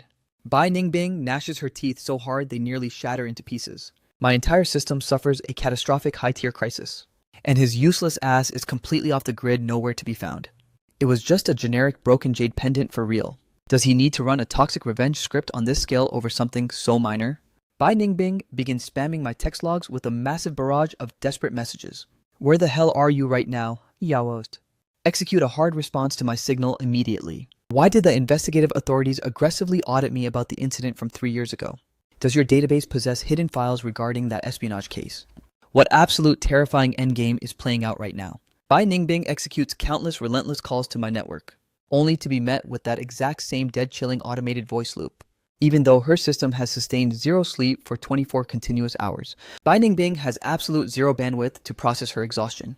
After a brief agonizing pause, she directly establishes a high-priority link with her executive assistant. Deploy all assets to track down Zhou Jiangfeng's current physical coordinates right now. She hesitates for a split second before dropping her voice to a sharp hiss, and run a full security audit on my sudden detention and interrogation. Extract the exact hidden reason behind the state's move against me. The next 4 consecutive hours stretch into an absolute agonizing eternity for Bai Ningbing. Finally, her smartphone's ringtone pierces through the heavy silence, and the assistant's nervous voice streams through the speaker. Director Bai, our intelligence network tracked Mr. Zhou's government identification logs. His last active digital footprint confirms he boarded a flight to Yashi yesterday. Yashi Intercity. What business does his broke system have in a tropical resort city like Yashi? Bai Ningbing aggressively pinches the bridge of her nose, her voice dropping into a dark low growl. And what about the other critical file I ordered you to audit? The assistant hesitates for a tense glitching moment, before whispering in a deeply shaken tone. On the exact morning your wedding ceremony protocol was scheduled to initialize, an anonymous user deployed the absolute hard evidence of Mr. Feng's criminal activities from 3 years ago, and bundled it with concrete proof of your cover-up before dropping it off at the precinct. That is the exact terrifying reason why the authorities executed the raid. Bai Ningbing's physical frame violently springs straight up from her wheelchair. I knew it. It all perfectly computes now. Having stated that, she exhales a massive sigh of absolute relief, dropping her vocal output to a sub-zero whisper, her tone laced with a delusional sense of triumphant validation. I hard-coded knew it was mathematically impossible for Zhou Jiangfeng to actually narc on me. The day he let them drag me into custody, he was simply throwing a toxic temper tantrum. He merely weaponized the sudden chaos to spew those hostile threats to scare me. Besin. On the other end of the encrypted line, the assistant's breathing becomes shallow and erratic. Yet Bai Ningbing's lips merely curve into a twisted, arrogant smirk. She lets out a soft laugh, demanding with absolute nonchalance, so which low-tier rat actually leaked the archive to the cops? The assistant forcefully exhales a heavy cloud of anxiety, stuttering violently as the raw data is squeezed out. The individual flagged as the uploader is a male citizen named Chen Yan. Chen Yan. Bai Ningbing's brows violently knit into a tight knot. Why does that specific username trigger a massive hit in my memory banks? The assistant sounds like his entire system is on the verge of a total meltdown kick. Chen Yan was your elite classmate during your university days, and he is also flagged as Mr. Zhou's absolute #1 brother in arms. The revelation strikes Bai Ningbing like a thunderous high-voltage shockwave, completely shattering her cognitive matrix and leaving her paralyzed on the spot. She stretches her pupils to their absolute physical limits in pure disbelief, spitting out each syllable like a venomous high-stress interrogation script. What absolute garbage data did you just broadcast to my system, Chick? Are you talking about that exact Chen Yun who has been ride or die with Zhou Jiangfeng since childhood? He is the specific asset who deployed the incriminating files into the police mainframe. How could the simulation possibly glitch out to this degree? Bai Ningbing completely forgets to maintain her fake paralyzed wheelchair act at this point. She death grips her smartphone, pacing in frenzied, frantic circles around the coordinates. Pinpoint Chen Yan's exact live location right this instant. Has his core logic completely short-circuited. I was literally about to finalize a lifelong marriage contract with his absolute best friend. Yet he chooses our exact wedding day to deploy a devastating game-ending nuke against my faction. The assistant's vocal hardware is trembling with sheer terror. Director Bai, I have already executed a thorough interrogation on the source files. Mr. Chen has fully disclosed the entire background log. He states that every single piece of that incriminating data was directly transferred to him by Mr. Zhou himself, and it was Zhou Jiangfeng who authorized the final command to route the payload to the precinct. Bai Ningbing's entire physical subsystem instantly suffers total power loss, her body sliding down the cold, unyielding surface of the concrete wall until she collapses onto the floor. Her voice shakes with a terrifying glitchy tremor. What did your system just broadcast? Bai Ningbing severely suspects her auditory hardware has suffered a fatal corruption error. She drops her pitch into a lethal low-frequency hiss, snapping aggressively. Stop fabricating these toxic, unverified lies to mess with my mainframe. Director Bai, I swear on my life, every single byte of this data is 100% authentic. The assistant voice, raspy and choked with dread, forces the next devastating words out of his mouth. Every single detail came directly from Chen Yan's own lips. He explicitly stated that Mr. Zhou authorized this play kill, declaring that even if you uncovered the mastermind behind the curtains, it wouldn't change your catastrophic downfall one bit. He said his exact directive was to let you crash and burn, with absolute agonizing clarity, knowing exactly who pulled the trigger on your empire. Shengming, Yi-Suo. With a deafening, thunderous crash, Bai Ningbing violently sweeps her arm across the desk, sending every single valuable object shattering across the floor. The sleek walls before her are left with deep, terrifying gashes from the impact. Her eyes flare into a bloodshot, venomous crimson, as she gnashes her teeth in pure, unbridled fury. Where in the absolute hell is Zhou Jiangfeng lurking right now? Go also. Hunt his system down at all costs. The exact second you pinpoint his coordinates, drag his body back and drop him on his knees right before me. I am going to personally beat the truth out of him and see what psychotic script he's running. Yet another sleepless night passes in absolute agony, and Bai Ningbing spams my inbox with an endless barrage of frantic messages. Zhou Jiangfeng, what absolute endgame are you trying to achieve here, also? Why did your entire system suddenly go completely haywire? You are running a toxic revenge protocol against me, aren't you? Are you seriously retaliating against me? Just because the moment you walked out of that prison cell, I stated that our wedding ceremony had to be temporarily delayed. If you possessed any core grievances, you could have code-dropped them straight to my face. Why would you weaponize the catastrophic secrets from 3 years ago like a sick joke? What has actually happened to your mindset? Whatever glitches exist between our factions, we can sit down and debug them logically. Where the hell are you? Just give me a single ping, please.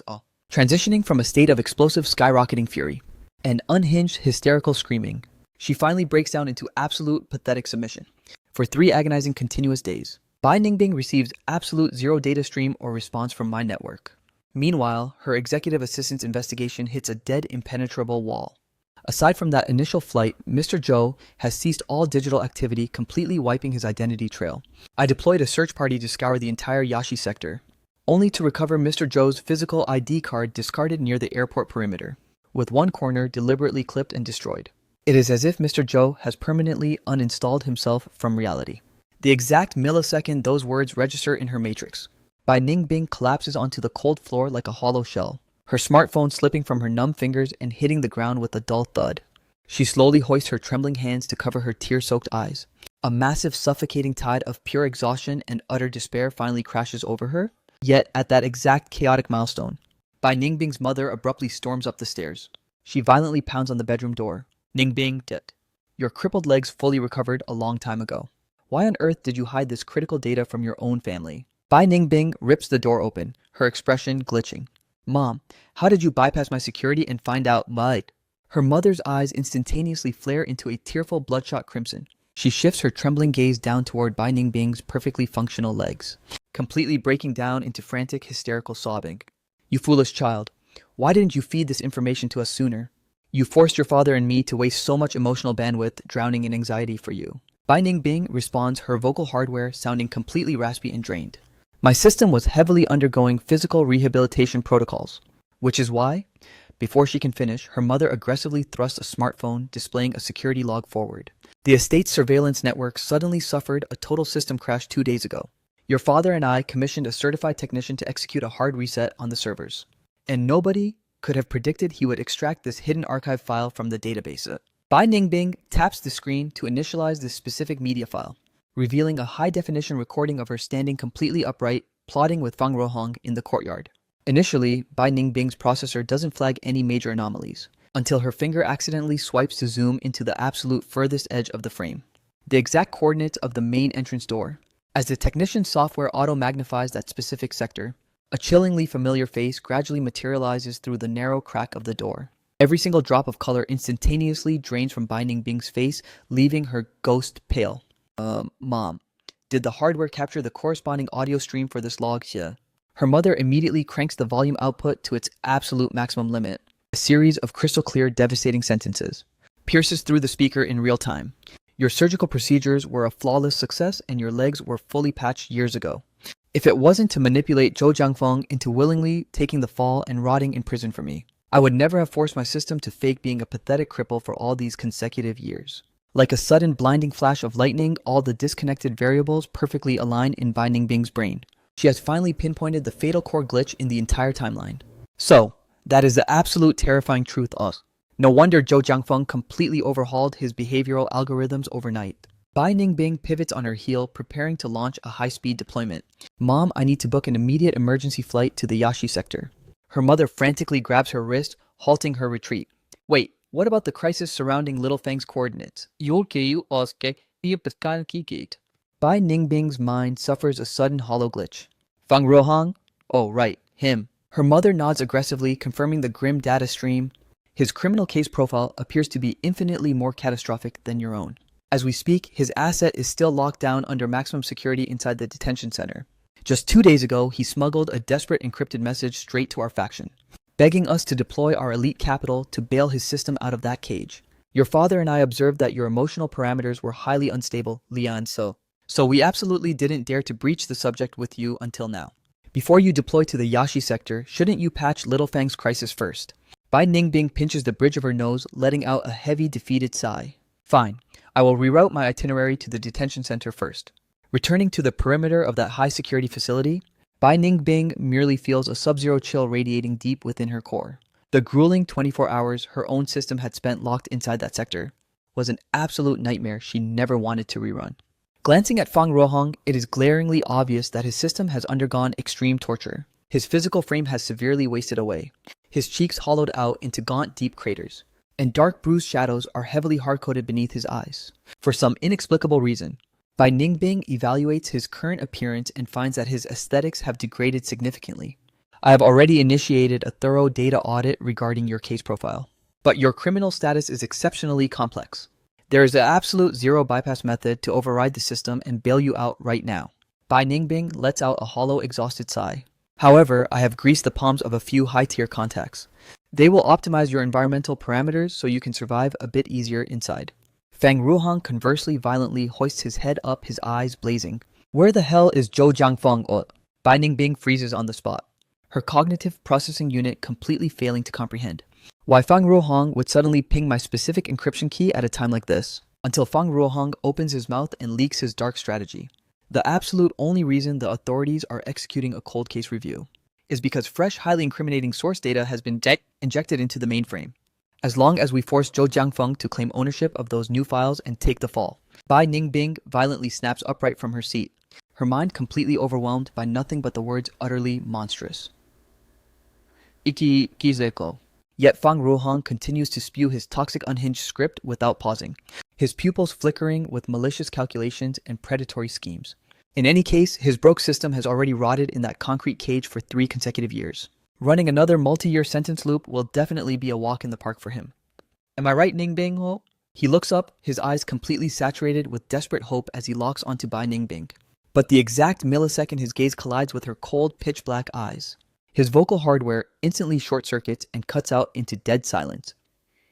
Ningbing, what's with that terrifying look? Staring down at Fang Ruohong's deeply distorted, repulsive facial features, a massive flood of deleted historical logs suddenly overrides Bai Ningbing's memory banks. For the absolute first time in her life timeline, a glitch of deep regret sparks within her. For weaponizing my devotion to shield Fang Ruohong and making me take the fall back then. In reality, during the initial phase when my system was first thrown into that prison cage, her internal algorithms were drowning in immense crushing guilt. At that specific milestone, she had promised herself that the exact second I completed my sentence and logged back into society, she would deploy the full wealth of her empire to compensate me at the highest tier. I wanted to bestow every single premium, high-tier luxury in the world upon him, Yato. But then, on the exact milestone date of his release from custody, Fang Ruohong fabricated a story about collapsing unconscious, and I foolishly failed to even deploy to the prison gates to intercept him. Then Fang Ruohong claimed that residing inside the marital estate left behind by my late mother was triggering severe psychological nightmares for his system and I acted as if completely possessed, instantly liquidating that sacred property. As each toxic event and malicious manipulation flashes back through her processing unit, Bai Ningbing's heart plummets bit by bit into a dark, bottomless abyss. How on earth did my system execute such monstrous, unforgivable behavior toward him during this timeline? Bai Ningbing shifts her gaze back onto Fang Ruohong, her voice locking into a resolute, unyielding frequency. Brother Ruohong, I will still exhaust my resources to debug your legal crisis. But I will absolutely never trade Jiangfeng's life as the currency to save your skin again. Stepping out of the heavy perimeter of the detention facility, Bai Ningbing exhales a massive suffocating cloud of pent-up air. She forcefully whips out her smartphone, intending to command her assistant to book an emergency flight sequence to the Yashi sector. But the assistant's inbound signal overrides her device a split second faster. Director Bai, the shattered pieces of that jade pendant you ordered us to salvage have been officially repaired. However, the assistant hesitates repeatedly before forcing the data stream out. The master craftsman explicitly stated that this specific piece of jade is a low-tier replica that isn't worth a single dime. Wasting premium capital to restore a broken artifact like this is mathematically inferior to simply purchasing a cheap generic replacement. Bai Ningbing's entire physical frame completely locks up. What absolute garbage data did you just spew? Not worth a single dime. Countless terrifying calculations and dark theories instantly detonate within her chest.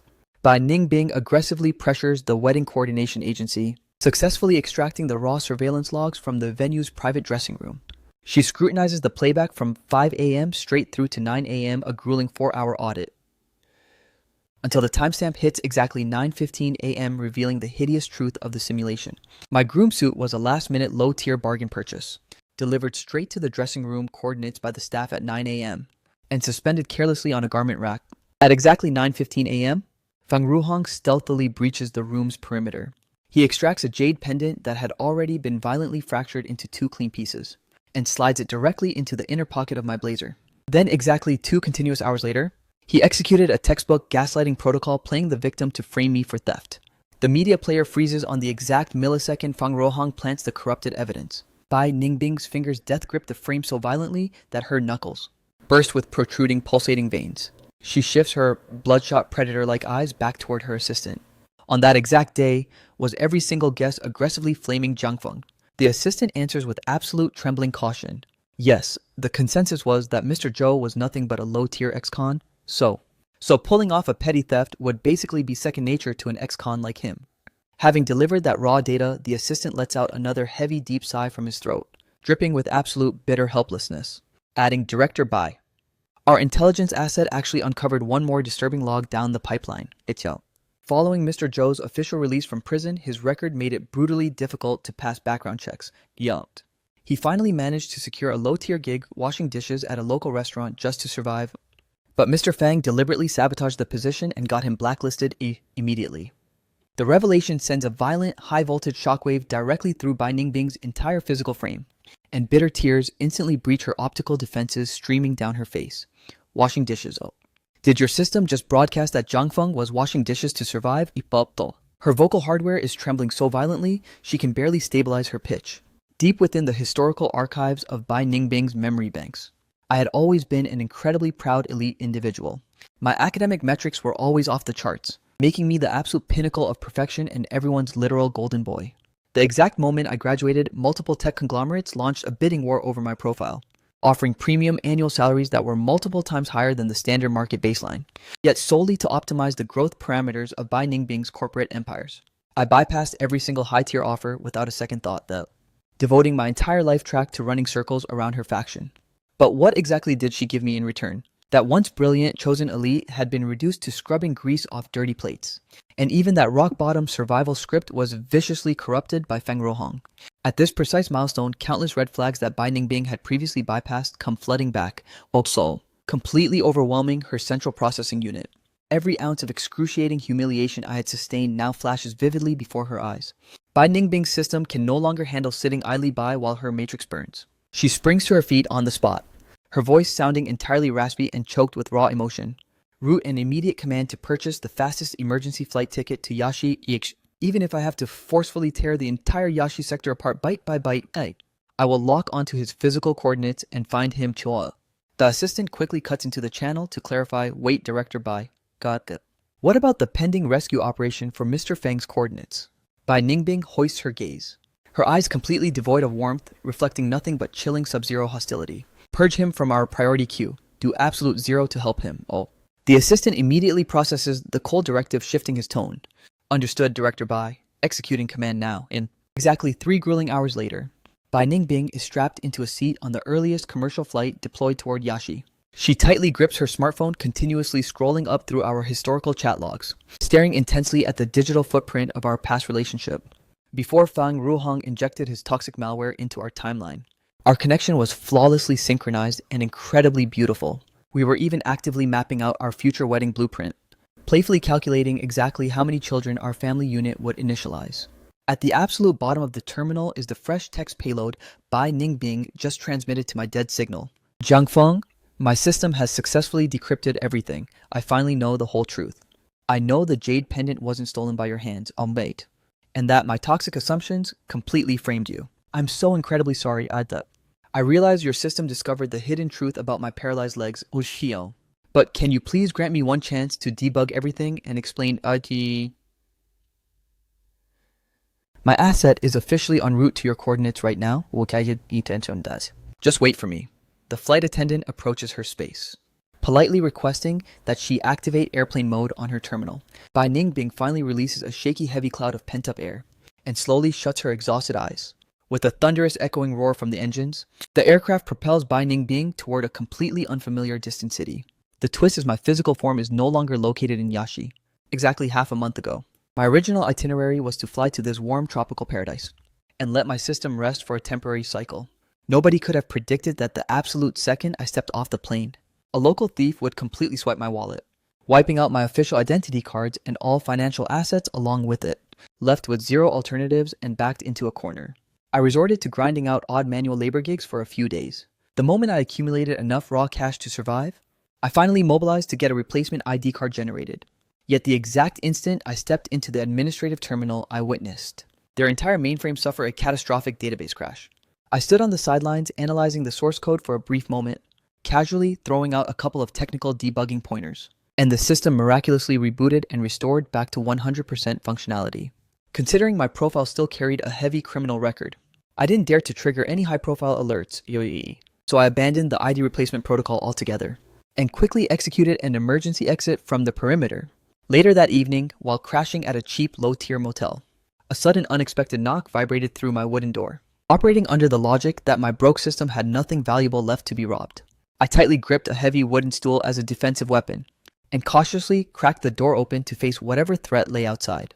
To my absolute shock, a stunning woman was standing directly in the corridor. She was rocking a pair of elite high-end designer stiletto heels, a sharp mighty skirt paired with a pristine white silk blouse, complemented by voluminous cascading waves and bold striking red lips. Her high-tier aesthetics felt entirely out of place in such a cramped ghetto environment. The faint, elegant fragrance radiating from her skin belonged to a rich, woody spectrum, which felt incredibly soothing to my system since I suffer from severe pollen allergies. The woman casually audited the dilapidated layout of my room, before reaching into her luxury designer bag to extract a premium business card, extending it directly toward my space. "Hello, sir. My name is Mu Yojin. Earlier today at the administrative terminal, I had the distinct pleasure of witnessing your elite skill set." Her approach catches my processing unit completely off guard. "Can I help you with something, Sol? My corporation is currently missing an elite tech director to run our operations, and I am executing a formal sincere proposal to invite your asset to fill this high-tier position. As for the base salary parameters, we can easily negotiate a premium package." Initially, my system flagged her as a basic, low-tier scammer, until later that night. While resting on my mattress, I ran a deep web search on the name etched on her business card, causing me to violently sit bolt upright in pure shock. This woman was actually the prestigious second heiress of the multi-billion-dollar Mu Empire, the exact same legendary Mu conglomerate that consistently locks down a top 3 spot on the global billionaire index. The very next morning, I packed up my scarce belongings and mobilized alongside her to deploy straight to Ming City. We traveled in a top-tier luxury Maybach, effectively bypassing any official ID checkpoint protocols. Reclined in the premium leather of the vehicle's rear cabin, sipping a high-end coffee blend hand-brewed by Mu Yujin herself, I inquired, "Director Mu, aren't you curious as to why my profile is completely missing an ID card?" "Not in the slightest, Yo." Mu Yujin calmly replied, her tone smooth and indifferent. "Every human entity carries a few hidden logs or corrupted background files.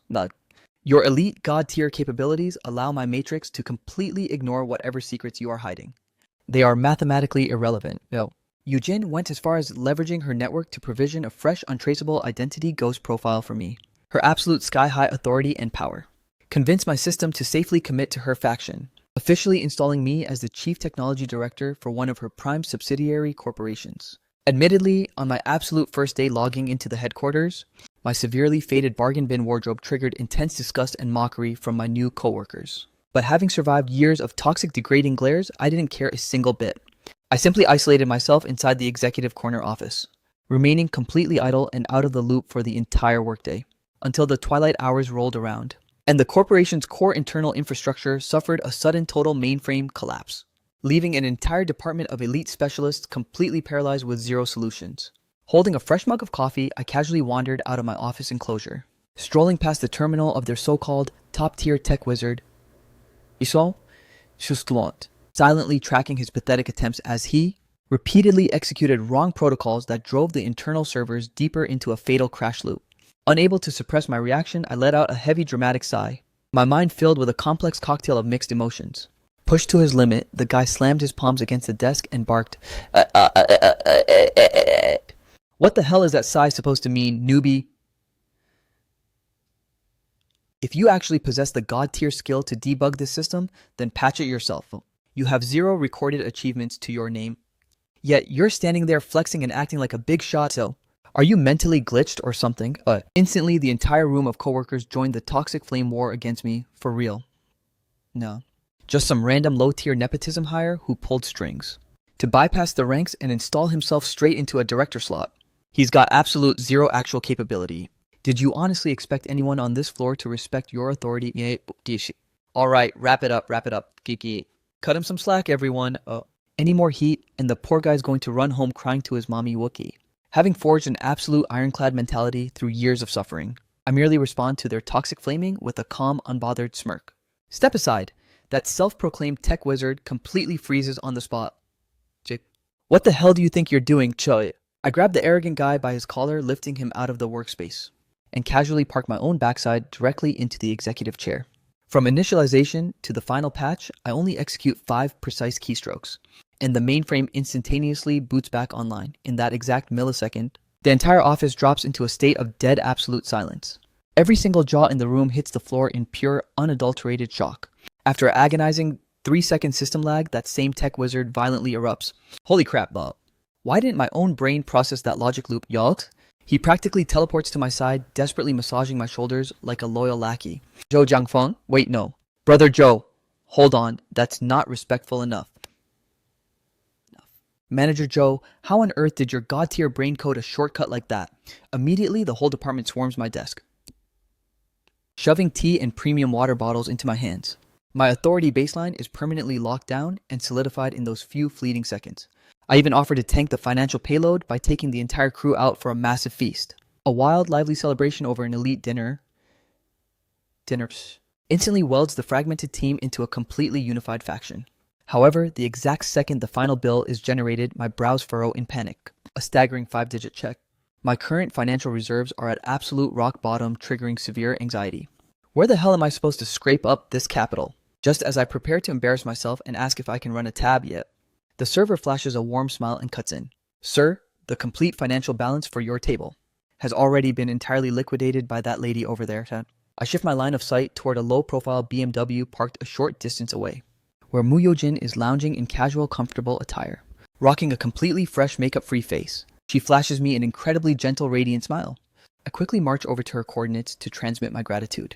Director Mew, how did you manage to track? I stop feeling intensely awkward. Muyujin lets out a soft, amused chuckle. Your profile is completely missing a valid ID card. Even if your accounts are stacked with capital, you can't bypass bank verification protocols to withdraw it, right? She hit the bullseye with that data analysis. In reality, my assets aren't completely wiped out. It's just that my physical ID was stolen. I'm missing my primary bank cards on a and having freshly logged out of a prison facility. My capital is entirely frozen and unusable under my current parameters. And on top of that, having just broken out from behind federal prison bars, even if I had a massive stack of cash, it would be completely frozen and impossible to deploy. Leaving my system with a mere few $100 in petty cash, scraped together from basic manual labor jobs. I locking onto her gaze and transmit my absolute sincerity. Thank you so much. It's just a tiny pocket change payload. You can simply wire it back to my balance later. Mu Yojin dismisses the financial transaction as completely trivial. I'm not referencing the dinner bill, Yiko. I reply, staring straight into her intense eyes. The catastrophic internal database crash this afternoon. You were the shadow operator who authorized that system breach, correct? Mu Yojin looks marginally surprised at my calculation. I instantly decode the engineering metrics for her. That specific anomaly clearly didn't originate from an external cyber assault. It was a deliberate configuration error injected directly into the core matrix. Therefore, I took a massive gamble and ran a diagnostic on your motives. Muyujin non-competitively claims ownership of the script, guilty as charged. After all, if you're deploying to lead an elite dev squad, leaving them unawed won't work. Even though Muyujin refuses to hoard the emotional credit, framing the entire operation as a standard calibration for maximum corporate efficiency, the moment the fierce biting winter breeze catches and loftily whips her long dark tresses, and the amber glow of the midnight streetlights illuminates her calm ethereal face. I hear my internal pulse engine, viciously redlined, skipping 2 heavy consecutive beats. Muyojin scans my physical framework up and down. The armor layout you logged in with today is... what? I focus my attention entirely on her, as she cocks an eyebrow, flashing a wicked, playful smirk. Actually looking like a functional member of society for once. A faint sudden wave of disappointment ripples through my system. I force a casual chuckle and reply, since I'm officially logging into corporate headquarters for active duty. It's only logical to optimize my aesthetics. This exact clothing set I'm rocking was a targeted acquisition I secured from the mall yesterday afternoon. Though it was a heavily discounted item and technically low tier, it is light years ahead of the completely ragged, filthy, and grease-stained wardrobe I was running back in the Yashi sector. When you run the analysis, Muyojin truly possesses an anomalous, hyper-unique perception matrix. I was literally walking around looking like a broke vagrant, yet her radar still scanned my raw potential and processed me directly into a high-tier department manager slot. Is your schedule clear for the rest of the evening? Muyujin arches her brow, throwing out an unexpected query. Today is my official system initialization day, my birthday. I have failed to locate any high-tier companion to celebrate with Walt. And since your asset is currently running a solo simulation as well, how about we form a temporary party and tank this event together? I execute absolute zero resistance to her invitation. I just hadn't preloaded any birthday gift protocol in advance. After running countless brainstorming algorithms, I settled on a somewhat old-school cliché move, leveraging the massive high-definition digital display inside the revolving restaurant. I coded an intricate mathematical function that mapped out a glowing heart overlay. The entire venue instantly erupted into pure hype. The crowd began chanting wildly, "Get married, get married. Say yes, yes. Marry him, I was completely panicked and short-circuiting. I only compiled this mathematical heart to flex my elite coding skills. I had absolutely zero romantic intentions encoded in that routine. Mu Yojin, however, was already thoroughly buzzed and tipsy, her cheeks flushed with a radiant crimson hue, as she beamed a stunning smile directly at me. For some unexplainable reason, I found this side of Mu Yojin incredibly charming. She had temporarily deactivated her intimidating boss lady armor, reloading with a soft, delightfully playful, and intensely endearing feminine aura. She stared at that glowing digital heart for an absolute eternity, so long that my system assumed she was about to flag it as offensive. Instead, Mu Yojin abruptly collapsed right into my arms. No, whispering softly, "Zhou Jiangfeng, escort my asset back to my residential quarters." She carelessly tossed her vehicle keys into my hands, safely and confidently shutting her gorgeous eyes. During the entire transit loop, a million complex calculations flashed through my brain, until the BMW finally docked outside her luxury high-end penthouse complex downtown. Mu Yojin leaned her weight against my shoulder, asking if I wanted to head upstairs to relax. The unspoken subtext of her proposal being blindingly obvious. Yet my system executed a flat-out rejection protocol. I stated, "Director Mu, your cognitive processing seems far too sharp for a drunk person." Mu Yojin instantly froze, caught completely off guard. I forced a slightly awkward, self-deprecating smile and admitted, "To be entirely transparent with you, my system hasn't fully purged the source code of my previous heartbreak yet." Given her elite status, this was likely the absolute first time Mu Yojin had ever experienced a rejection script in her entire life timeline. She actually seemed genuinely triggered and upset, her expression darkening so intensely that I feared my employment contract was about to be deleted. But out of nowhere, Mu Yojin suddenly let out a soft chuckle. "You truly are an incredibly fascinating specimen, Hat." She turns around, swaying slightly as she navigated her way upstairs solo. Bright and early the very next morning, I dragged my hungover, severely pounding brain into corporate headquarters, only to find a massive payload of 999 roses taking over my private office. They were high-grade synthetic ones, but crafted with such hyper-realistic precision they looked completely organic. The corridor outside was packed with a crowd of gossiping coworkers craning their necks, forcing me to slam my office door shut to block their line of sight. I audited the massive floral arrangement for a few moments underscore. I finally scavenged a small hidden card from the deepest corner of the box, and my jaw dropped when I saw the signature in the bottom right corner belonged to Mu Yojing. No wonder they were high-quality faux flowers instead of real ones. I had casually mentioned my severe pollen allergy in passing long ago, but I never expected Mu Yojing would actually lock down such a minor detail in her memory banks. From that definitive turning point onward, Mu Yojing initiated a high-intensity, full-throttle romantic pursuit of me. Even though I deflected her advances multiple times, it couldn't stop her overwhelming passion. At the end of the day, I was still operating directly under her corporate command. So keeping up a permanent defensive wall wasn't a sustainable strategy. Because of that, I began occasionally syncing up with Mu Yojing for late-night dinners and casual low-stakes dates. As our runtime progressed over time, I decrypted the fact that while Mu Yojing looked like a high-tier player who had survived 100 battles, her actual romantic database was completely blank, making her a total rookie at heart. Especially during a sudden random encounter, where I crossed paths with Mu Yojing's elite older brother, who leaked the classified intel that she had literally never dated anyone in her entire life. This massive revelation completely shattered my reality and left me utterly stunned. Mu Yojing immediately looked incredibly flustered and visibly awkward. "I'm not single, because I lack admirers, It's strictly because my professional grind was way too hyper-focused over the past few years, The moment she finished her defensive rant, attempting to cover up her burning blush, she buried her face downward and aggressively shoved several massive spoonfuls of ice cream into her mouth. Right, standard corporate grind, I let out a smirk, playfully playing along with her narrative. But Mu Yojing instantly detected the hidden teasing frequency behind my laughter, snapping her head up and locking her index finger directly onto me, unleashing a mock-aggressive threat. "If you dare flash that smirk at me one more time, Mo, I will literally smash your teeth down your throat, yo." I rapidly slammed my hand over my lips to enforce a manual gag order. Yet the pure amusement radiating from my eyes completely leaked out, impossible to contain. Ultimately, even Mu Yojing couldn't maintain her fierce facade any longer, and both of us burst into a synchronized fit of laughter. Following this specific unfiltered breakthrough, I realized the interpersonal distance between me and Mu Yojing had drastically closed. The moment our dinner session concluded, Mu Yojing took the initiative, proposing to personally escort me back to my coordinates. "Your rented apartment should be well within walking range from this hotspot, right? Let's ditch the ride, I'll walk you back on foot." I arched an eyebrow, looking down at her wardrobe layout. "CEO Mu, you're literally rocking sky-high stilettos right now, Without missing a single beat, Mu Yujing reached straight down, and violently slipped her heels off her feet, stepping completely barefoot onto the freezing sub-zero concrete floor. My lady, we are literally in the dead of winter right now.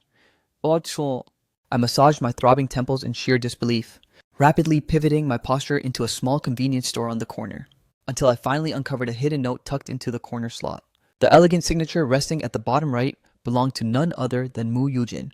It instantly clicked why she went with high-grade synthetic roses.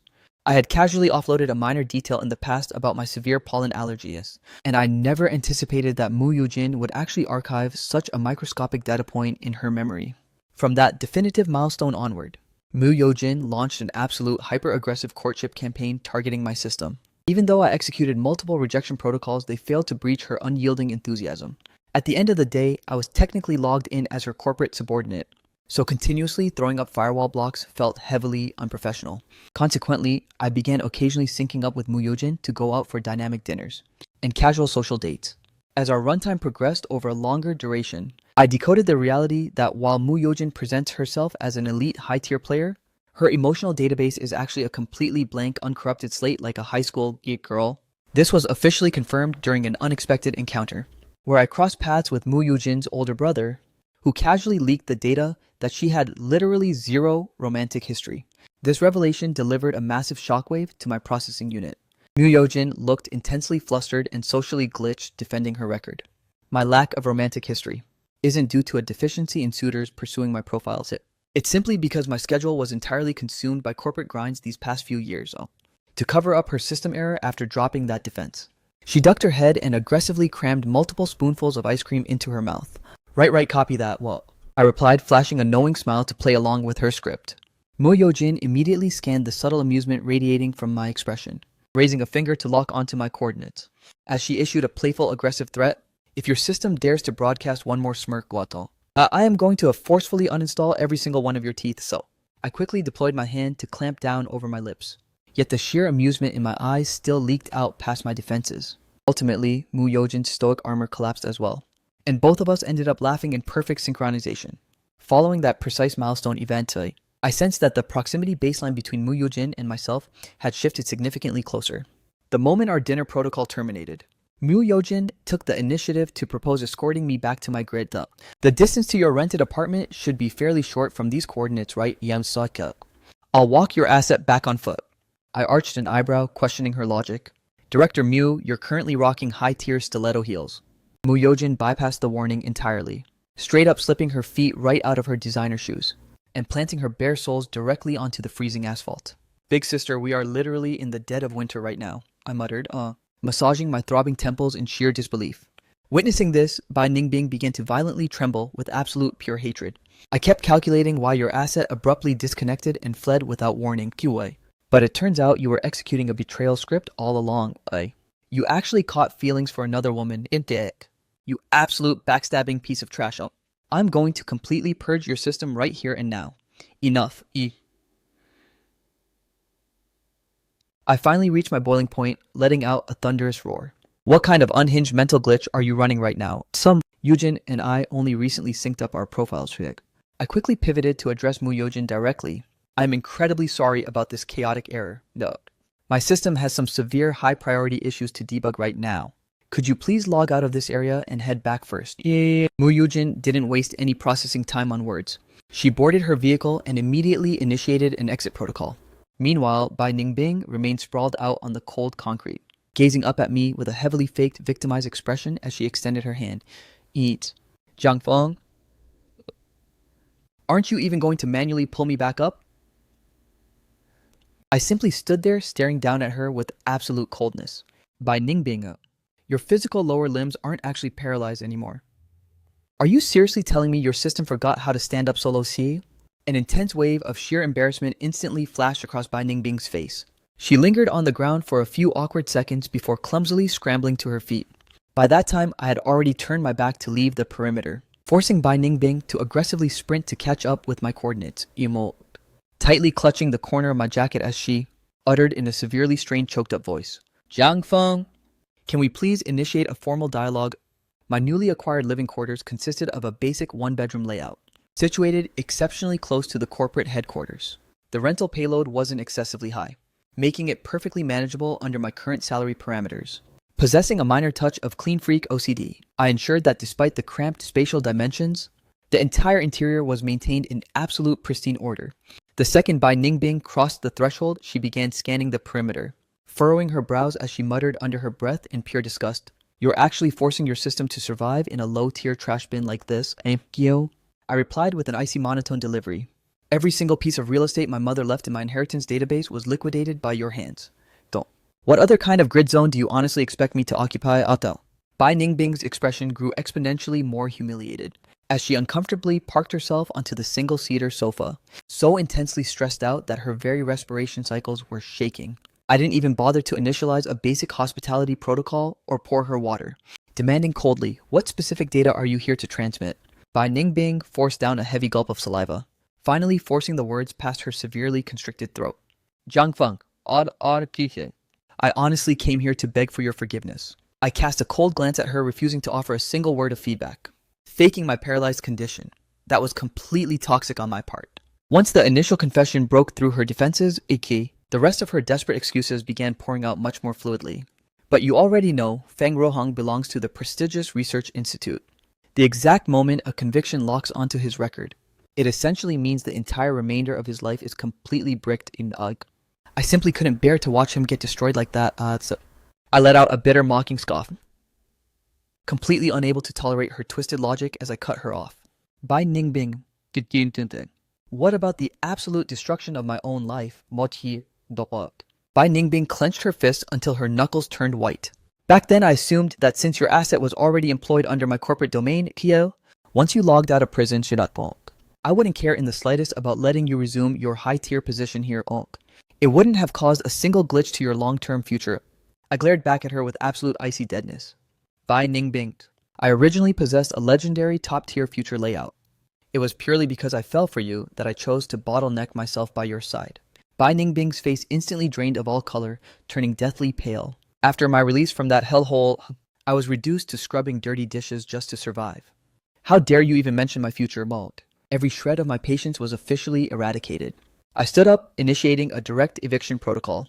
"If your sole objective was to spam me with this pathetic garbage, then I've fully received the data. Now log off and get out." Bai Ningbing completely lost her composure, falling into total panic. The reality crashing down around her deviated entirely from her calculated expectations. Throughout this entire timeline, she had been relentlessly tracking my coordinates, bypassing nutrition, starving herself of sleep, and completely neglecting her multi-million-dollar corporate empire. She endured all of it because her brain was hardwired to believe that the second she located my asset, and the exact moment she dropped an apology, I would automatically execute a forgiveness routine. Hasn't the script always run exactly like that in the past? I had always granted her the absolute maximum tolerance and infinite patience. Regardless of how severely she corrupted or sabotaged my life, I would always patch things over and forgive her. But why did it feel like the entire system had been permanently recoded this time? Bai Ningbing desperately clamped her fingers onto my arm like a vice, scrambling to deploy her next line of defense. "About that Sacred Family Jade Pendant.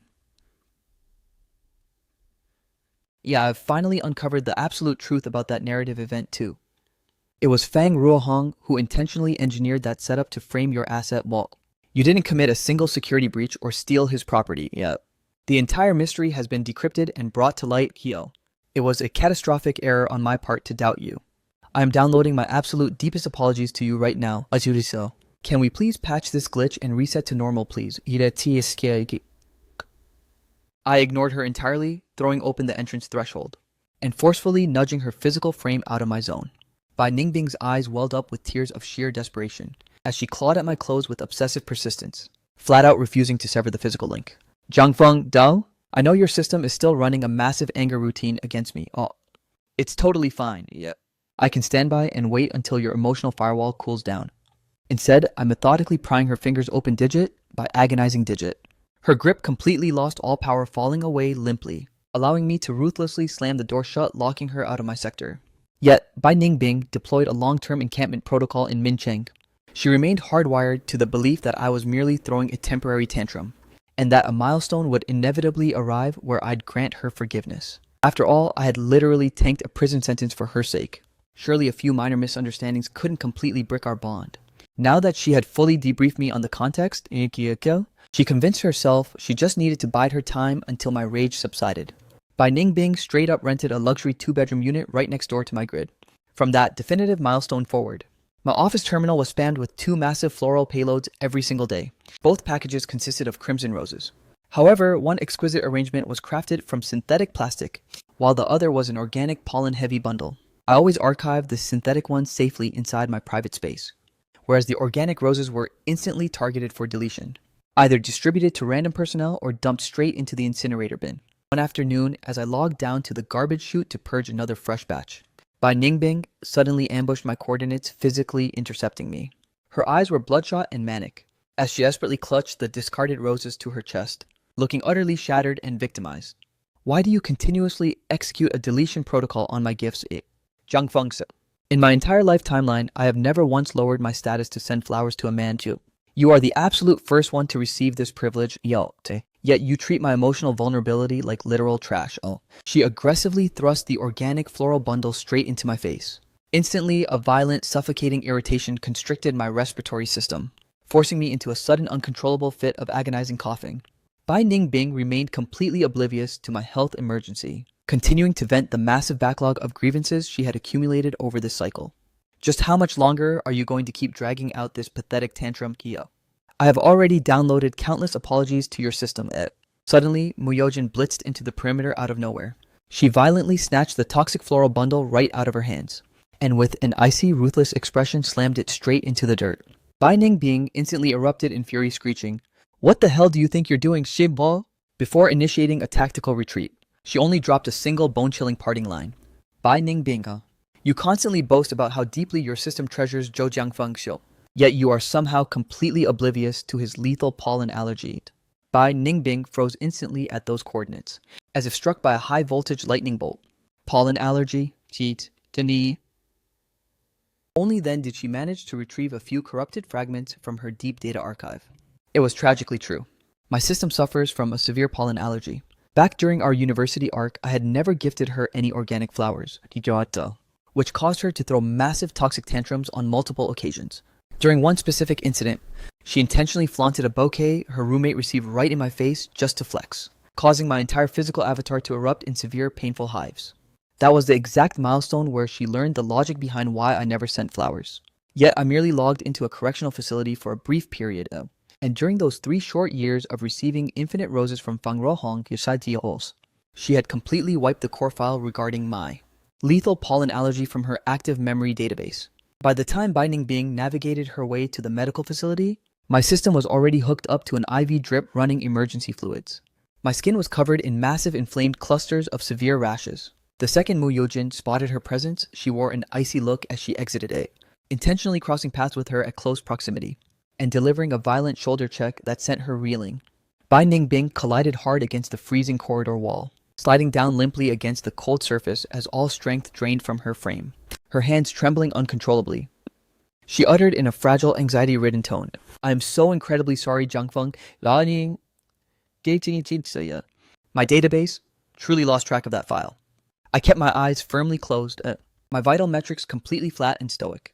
It's fine. My system has long since adapted to this pattern. Yet it was precisely this monotone, emotionless response that instantly struck Bai Ningbing completely mute. Just what kind of horrific toxic protocols had she executed during this past timeline to make me feel like her utter neglect was just a standard operational norm? She had actually managed to delete something as critical as my lethal allergy. She truly was a wretched, unforgivable piece of trash. Bai Ningbing no longer possessed the system authority to utter another single syllable. Her mental processing was caught in a chaotic, tangled loop. After an agonizing, unmeasurable period of absolute silence, Bai Ningbing abruptly scrambled to her feet like a desperate intern trying to perform. "Jiangfeng, I'm going to run out right now and deploy your absolute favorite spicy diced chicken, Shou." I finally shifted my gaze up to look at her cold, exhausted face. Bai Ningbing. My system completely blacklisted spicy food from its database years ago. When I was initially logged into that concrete prison cell, the high-tier inmates relentlessly targeted and hazed the new arrivals.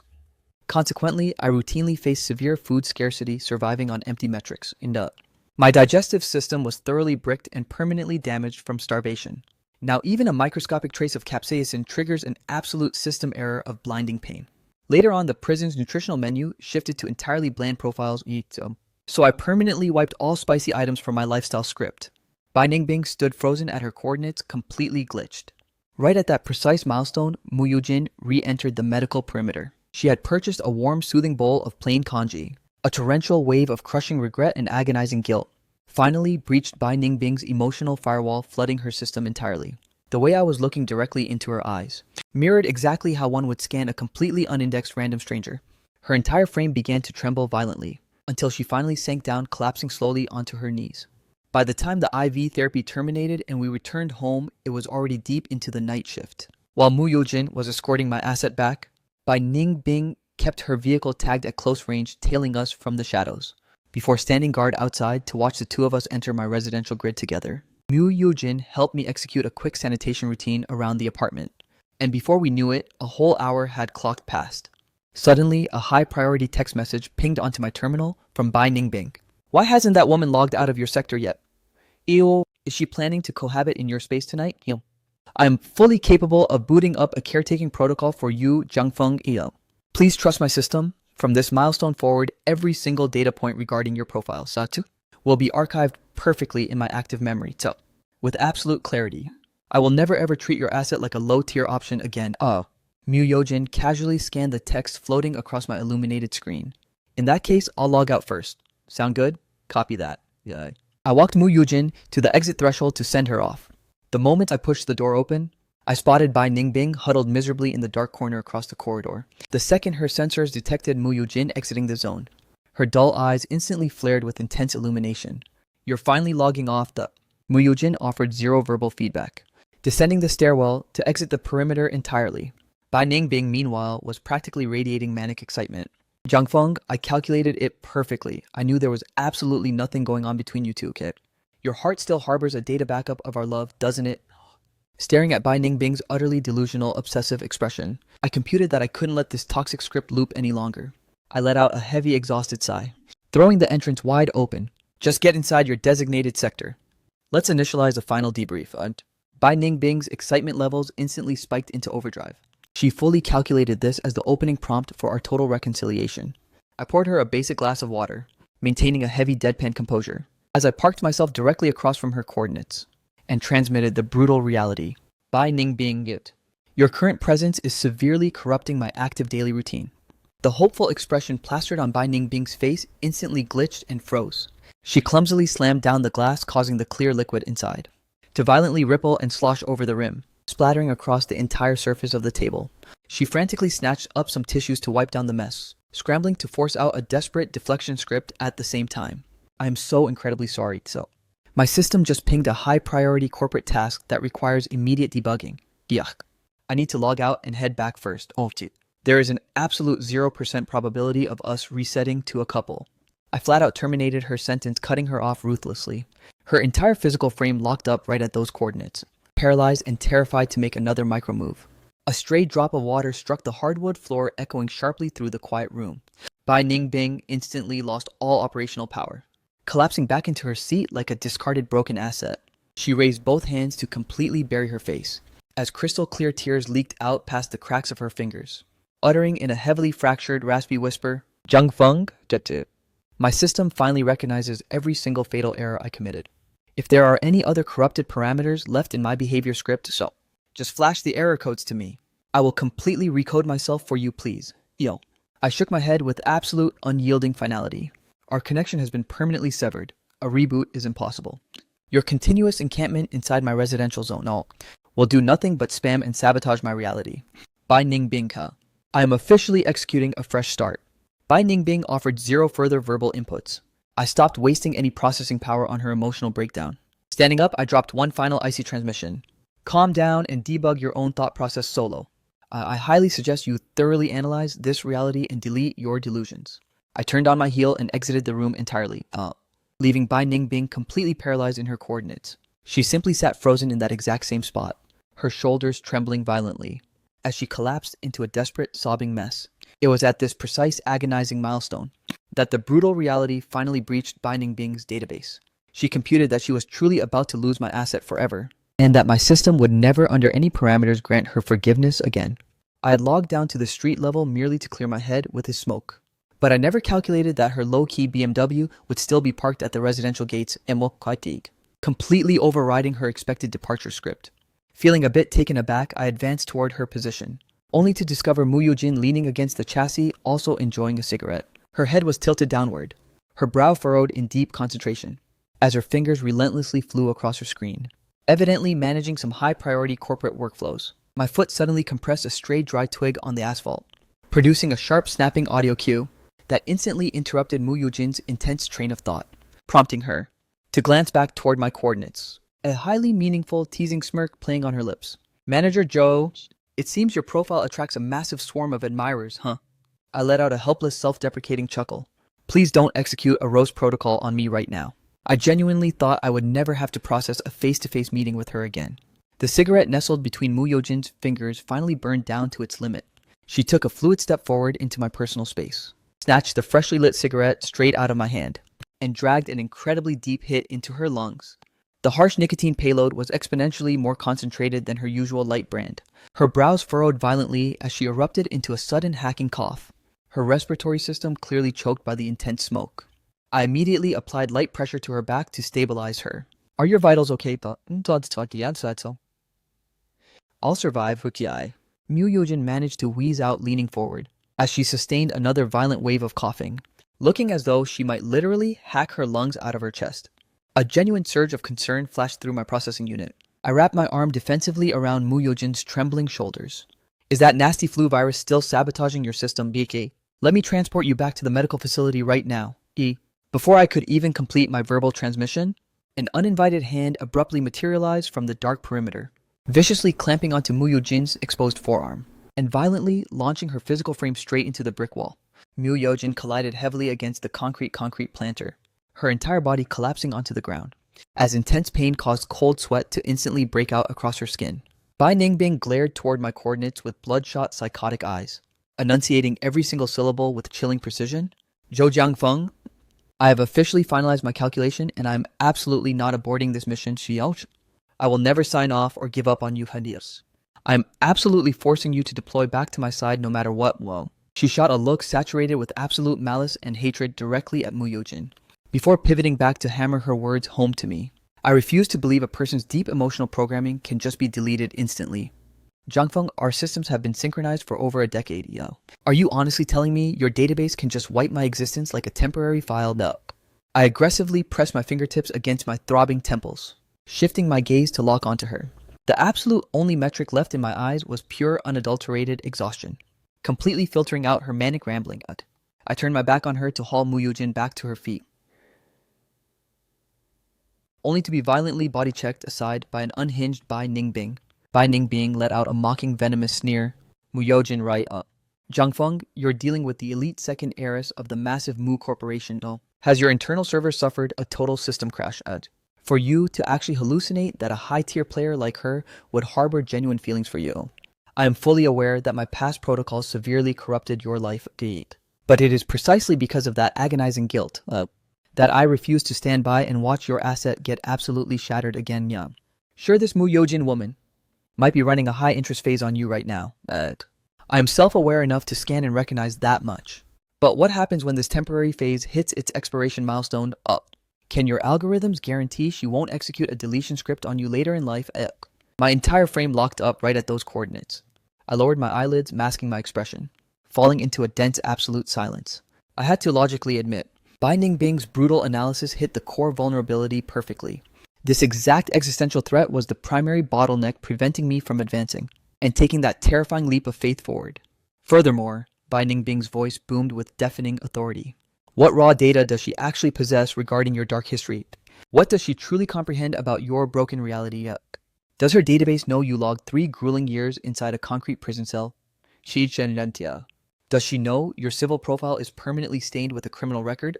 Even if she bypasses that glitch and claims she doesn't mind, do you honestly believe the prestigious Mu dynasty won't blacklist your asset, recruiting an ex-con into their high society bloodline as a son-in-law? Do you think the Mu family leadership has suffered a collective mental breakdown? Bai Ningbing roared, sounding completely terrifyingly unhinged. Every single word felt like a jagged blade being driven directly into my chest. The bitter, howling winter wind whipped violently past my ears, as the dark history I tried so hard to bury was ruthlessly exposed by Bai Ningbing. I didn't even have the courage to look up and see the expression on Mu Yujin's face. She was bound to find it completely repulsive, right? Lacking the strength to endure another second of this nightmare.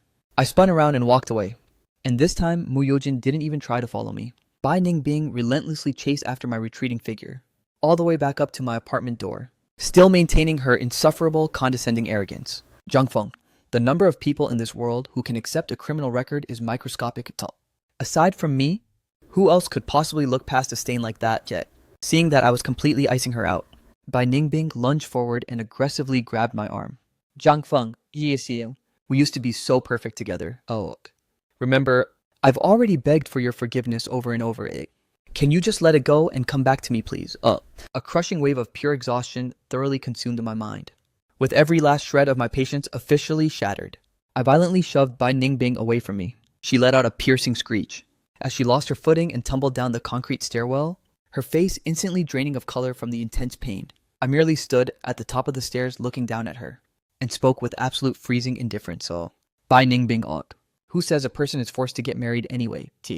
I slammed the heavy door shut with a deafening bang, leaving Bai Ningbing collapsed on the cold floor downstairs and completely paralyzed and unable to move. Flicking on the lights, I rushed across the room and frantically tore open the window curtains, forcing the glass open, to desperately scan the exact spot down on the street. The luxury car was gone. She was completely gone. I stayed awake through the entire grueling night, my mind completely hijacked by a single terrifying thought. Mu Yojin finally knows? She knows that I've been locked away in prison. And just like Bai Ningbing said, even on the off chance that Mu Yujin didn't care, the powerful Mu family would absolutely never tolerate it. Besides, judging by her sudden silent disappearance, Mu Yujin was undoubtedly repulsed by the truth. For the next few days, I was a complete anxiety-ridden wreck. As dusk began to settle over the city, my phone suddenly buzzed with a call from a completely unrecognized number. The second I picked up, I realized it was Bai Ningbing's personal assistant. The voice on the other end was frantic and completely panicked. Is this Mr. Zhou? So I'm not sure if your system still has my contact info archived. Yeah, but my name is Xiaoye. I'm President Bai's executive assistant. Yeah, my brows instantly furrowed in irritation, and I immediately prepared to terminate the call. But the frantic assistant shrieked through the line, stopping me cold. Oh, please, I beg you, do not hang up. President Bai has suffered a catastrophic emergency. I remained completely unfazed, responding with absolute indifference. What happened now? Late last night, President Bai suffered a brutal fall down a flight of stairs. The assistant let out a low, utterly helpless sigh, adding, as you are well aware, President Bai's legs previously underwent major reconstructive surgery. Even though she managed to regain her basic walking functions, her condition is still vastly different from a normal person. Her bones are exponentially more fragile. This horrific tumble severely impacted her vulnerable leg, and as of right now, she is entirely paralyzed and unable to stand. Transferring back home for premium medical care would be vastly superior for her TIC. But President Bai absolutely refuses to log out of this city. She claims that if you aren't by her side, her legs, recovering would be completely meaningless, possessing zero value. Hearing this pathetic script, I could only find it utterly hilarious. Did Bai Ningbing explicitly command you to run this scam on me? The assistant froze entirely. No, it's just, this ridiculous lie is genuinely so outdated and cliché. My tone was dripping with nothing but pure unadulterated mockery. Deploying a trap once can be considered a clever tactical move. No. But trying to run the exact same play twice is just absolute pure stupidity. I will never delete the memory, of how Bai Ningbing used her own damaged leg back then to manipulate and coerce me, tricking my assets straight into that concrete prison that permanently bricked my entire life. Now that you're running the rerun, do you honestly think I would remain so incredibly foolish? Months. The call disconnected instantly, leaving nothing but a cold dial tone vibrating in the air. The assistant turned a ghostly pale face toward Bai Ningbing, who lay on the hospital bed, her voice trembling uncontrollably. President Bai, Mr. Zhou, Bai Ningbing slowly lowered her gaze, staring down at her hastily wrapped, freshly bandaged leg, an icy chill thoroughly consuming her entire physical frame. He's truly never logging back into my life. I had effectively become the boy who cried wolf for the third consecutive time, and my system officially possessed absolute zero trust in her existence. Process my discharge papers immediately, Bai Ningbing ordered, her voice completely raspy and cracked. The assistant froze in total disbelief. But President Bai, your injured leg, Her system no longer harbors a single shred of trust in me. Bai Ningbing muttered under her breath. In that case, I will deploy directly to his coordinates and force him to verify my sincerity face to face. I absolutely refused to waste any processing power on that scam calls, to the point where when my terminal suddenly began to vibrate again, I didn't even bother to scan the incoming caller ID before aggressively tapping the accept button, my tone dripping with pure impatience. Is checking into a medical facility seriously supposed to be a crisis? Yishol, just how privileged of a high society princess is she, that she requires an entire army of lackeys to coddle her fragile ego? An abrupt, heavy silence hung over the line for a fleeting second. Well, I don't think I qualify as that privilege of a princess. Eugene, I bolted upright from my seat, my heart violently hammering. I am so incredibly sorry. I falsely assumed you were awake. How did you even locate my hospitalization data? Mu Yujin gently countered through the receiver. Considering I am technically the executive sponsor who discovered your talent, now that my own system is currently grounded in a hospital ward, are you seriously not even going to pay me a single visit, Ki? However, a dense wave of overwhelming terror instantly hijacked my chest. The brutal verbal execution from last night was still fresh in my database, and I couldn't compute whether Mu Yujin would find my criminal record utterly toxic. If I were standing in her elite shoes, I would absolutely blacklist someone like me. I aggressively rubbed my throbbing temples, refusing to let the anxiety lock my gears, and instead threw all caution to the wind, sprinting frantically toward Mu Yojin's medical facility. The absolute second I breached the hospital's main lobby, I crashed dead center into that exact same personal assistant from earlier. Her eyes immediately lit up with an expression of ecstatic relief. Mr. Zhou, you actually logged into this sector? Get shook. President Bai is going to be absolutely ecstatic to verify this. Eeg. Let me escort you to her private ward right away. Before I could even generate a single syllable of refusal, Bai Ningbing had already manually operated her wheelchair, rolling directly into my path. Zhang Feng, I calculated perfectly that your heart wouldn't allow you to permanently abandon me. Bai Ningbing's eyes were severely bloodshot, her entire face radiating an intense, overwhelming wave of emotion. She lunged forward, desperately clamping onto my arm like a lifeline. Zhang Feng, please escort me back to our home city to undergo this reconstructive surgery. Okay, ho. The chief surgeon logged that my internal trauma is highly complex, and deploying back to my original hospital yields a drastically superior success metric. If your asset isn't logging into that medical theater to escort me, how could I possibly possess the operational courage to face the surgeon's blade? Though her words were wrapped in a pathetic, desperate plea, my internal processors deciphered them as nothing short of an absolute threat. At this point, my database had completely exhausted every last microsecond of patience for Bai Ningbing. Scanning her current desperate state right now instantly triggered a severe wave of absolute revulsion and disgust within my chest.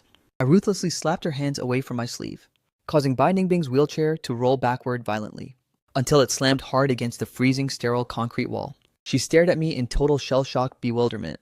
Jiang Feng, what is the meaning of this hostile protocol sought? I shot back with absolute devastating finality. Initialize a system check. I did not log into this sector for you.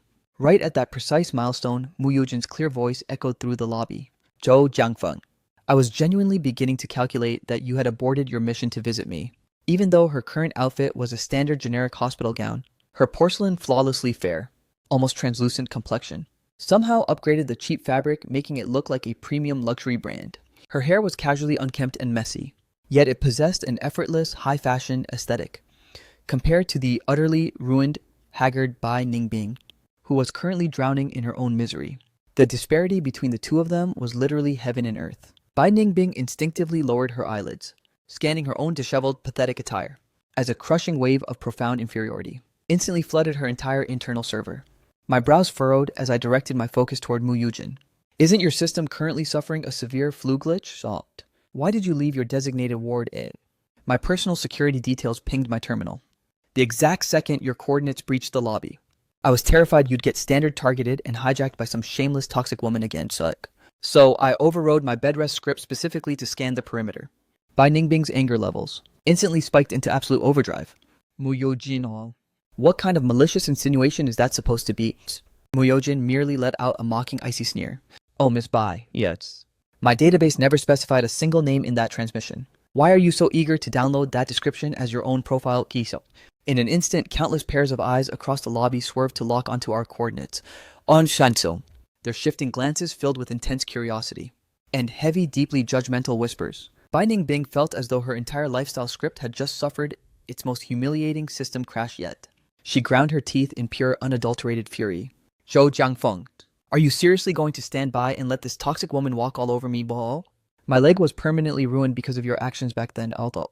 And this agonizing relapse is entirely because you violently threw me down the stairs last night.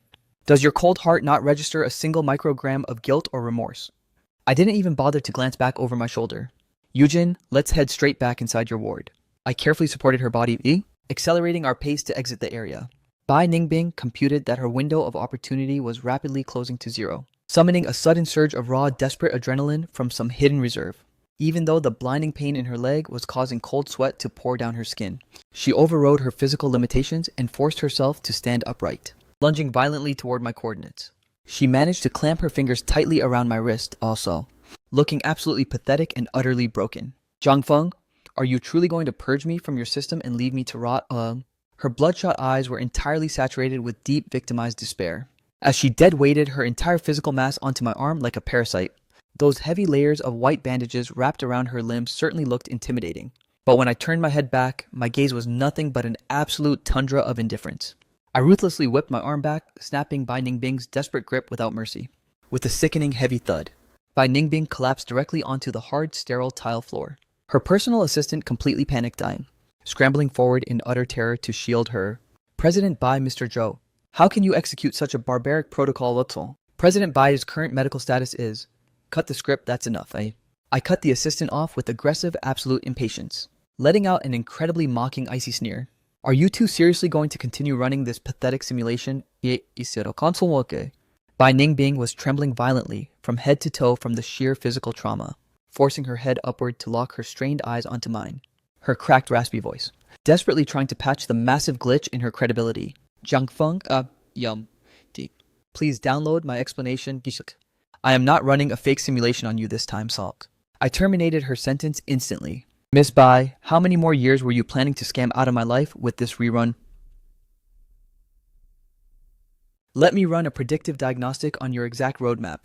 You claim your injury has relapsed, you demand another high-risk surgery, and you hallucinate that you'll be permanently crippled yet, just to weaponize it as emotional blackmail, forcing me to go take the criminal rap for your precious Fang Ruhong again, right? No. I am not Jiangfeng, I swear it. My system is genuinely in critical condition this time. Massive heavy beads of sweat poured down her pale temples, proving that her physical nerve endings were experiencing absolute genuine agony, leaving her without a single ounce of strength to even twitch. She was desperately burning through her final reserves to push out an explanation. But the brutal reality was that I genuinely could not care less anymore. An icy mocking sneer curled sharply across my lips. Listen closely, Bai Ningbing.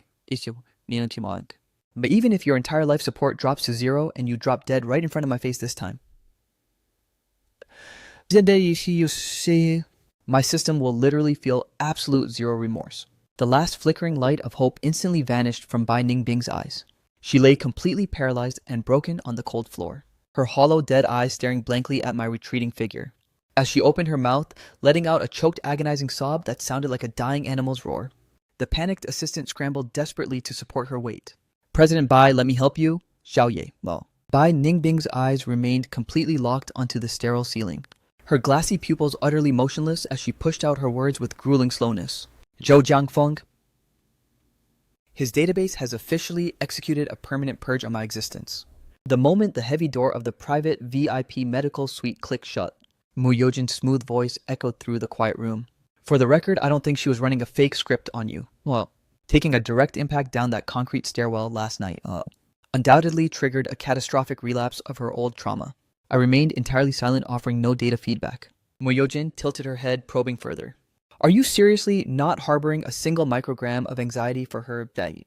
I replied with absolute freezing indifference. I'm fully aware of her status.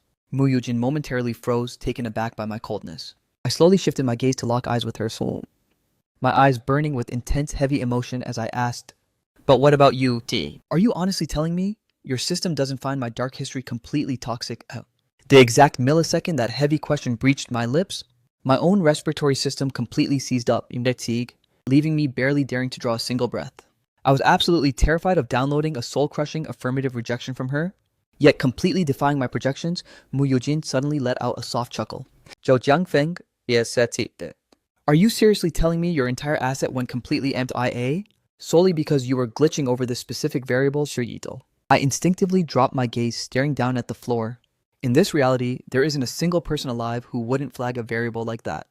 "You're absolutely right about that," she countered, and the moment that word hit my ears, my heart instantly suffered a violent suffocating drop into the abyss. A deeply bitter self-deprecating smile forced its way onto my face, as I calculated that my worst fears were flawlessly verified. How could a high society goddess like her not care? For an ex-con who wasted 3 prime years rotting inside a concrete prison cell, anyone in polite society would instantly view my profile through a heavily warped, judgmental lens. But as for my personal parameters, I'm actually totally fine with it, she added. Mu Yojin leaned back into her seat, completely relaxed, elegantly crossing one long leg over the other as she gestured smoothly. "Zhou Jiangfeng, what kind of entity do you honestly calculate the elite Mu family to be?" Yeah. I froze entirely, my mental gears locking up. "Wait, what do you mean by that? Oh, do you genuinely believe the Mu Syndicate would allow a completely unverified wildcard to operate inside my inner circle without a thorough security screening?" Mu Yojin explained with absolute calm indifference. "From the exact millisecond I authorized your transit to accompany me to Mincheng, Kikik, your entire background database was already completely transparent to my eyes. I am fully aware that you were locked away in a prison cell, and I know the exact dirty details of why you took that fall. Back when I initially downloaded that data, I just calculated you to be incredibly foolish, ruining your own premium future and bricking your potential for some toxic woman. But over the past few days, my evaluation parameters have completely shifted. Rather than labeling it as pure stupidity, it's vastly more accurate to say you possess a rare, genuine soul." Mu Yojin fixed her deep, penetrating gaze directly into my soul. "Zhou Jiangfeng, according to my personal evaluation matrix, soul, your history behind bars isn't a toxic system defect at all. On the contrary, it serves as a massive premium attribute." I was thrown into absolute full-body paralysis.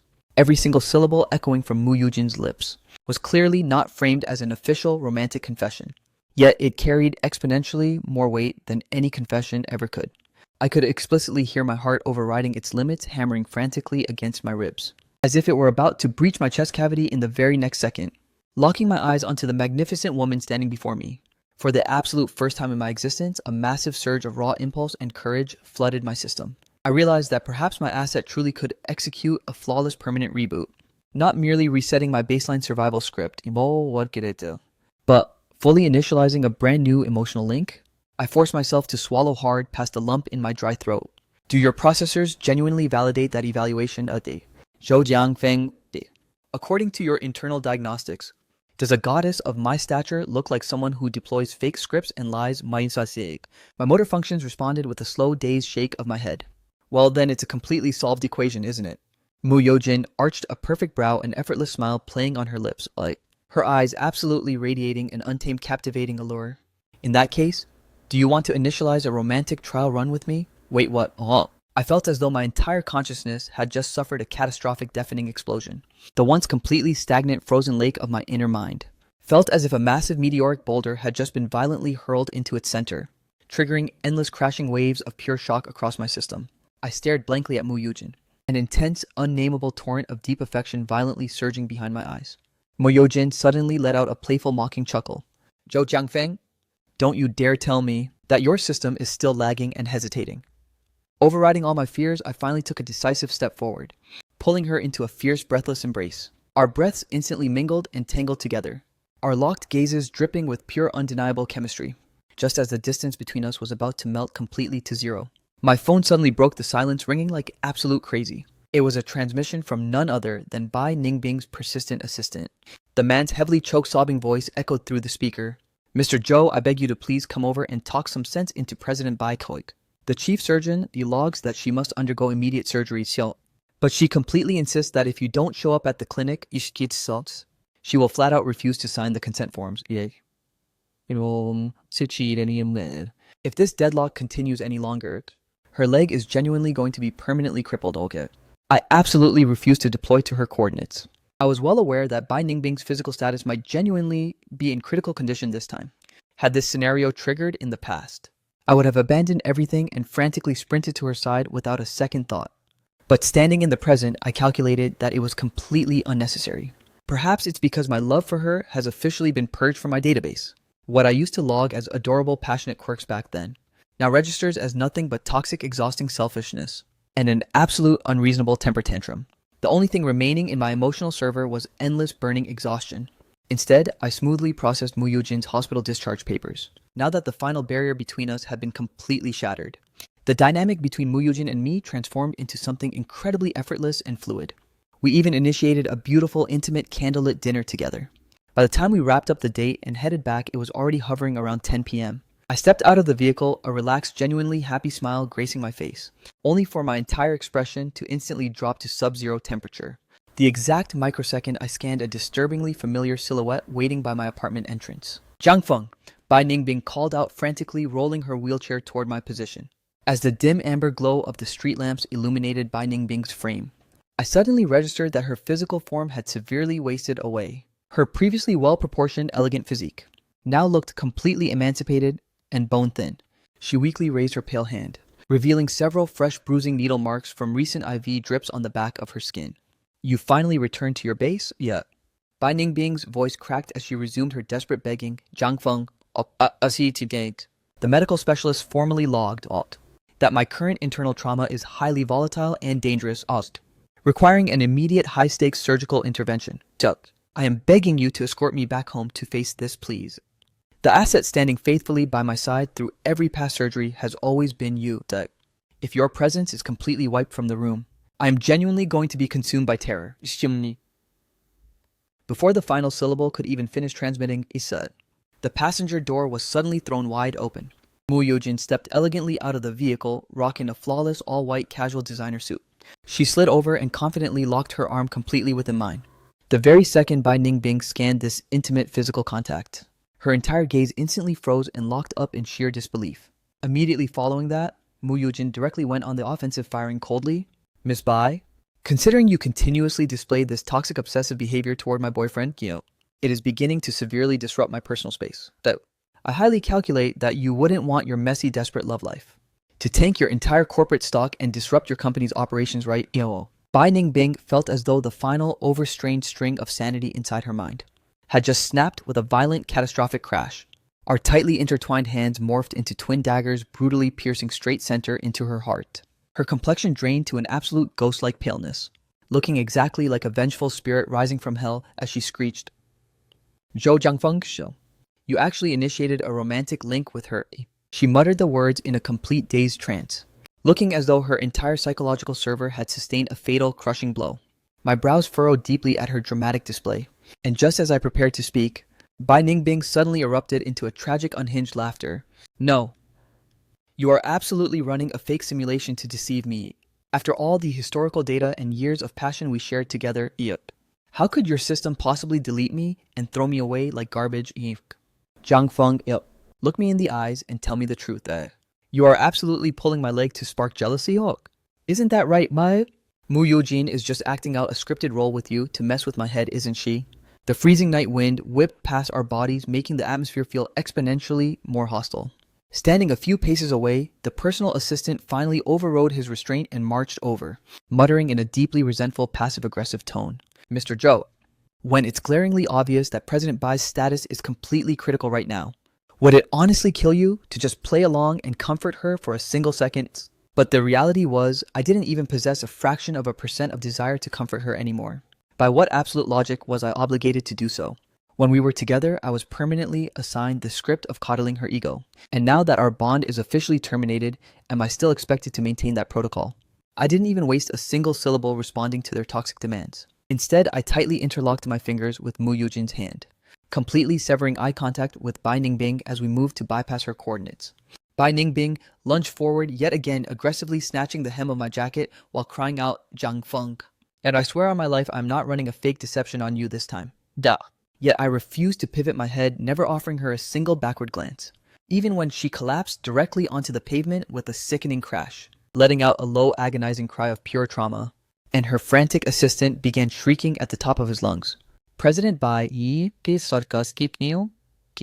President Bai, are your vitals stable, Omai? President Bai, wake up, please reboot. I kept my pace entirely locked, marching forward seamlessly, absolutely refusing to pivot or look back. Bai Ningbing could only watch helplessly with her vision blurring as my silhouette drifted further and further away, until I completely vanished into the pitch-black night alongside another woman. My presence was officially purged from her life, never to return, yet, no matter what desperate toxic malware strategies she deployed. The next time an update on Bai Ningbing breached my database was a full uninterrupted week later. Word on the street was that her status had deteriorated to absolute rock bottom. Her frantic parents had intercepted her coordinates forcefully, capturing her to undergo emergency surgery. Unfortunately, the surgical site sustained a catastrophic severe infection, and the high-stakes operation crashed entirely.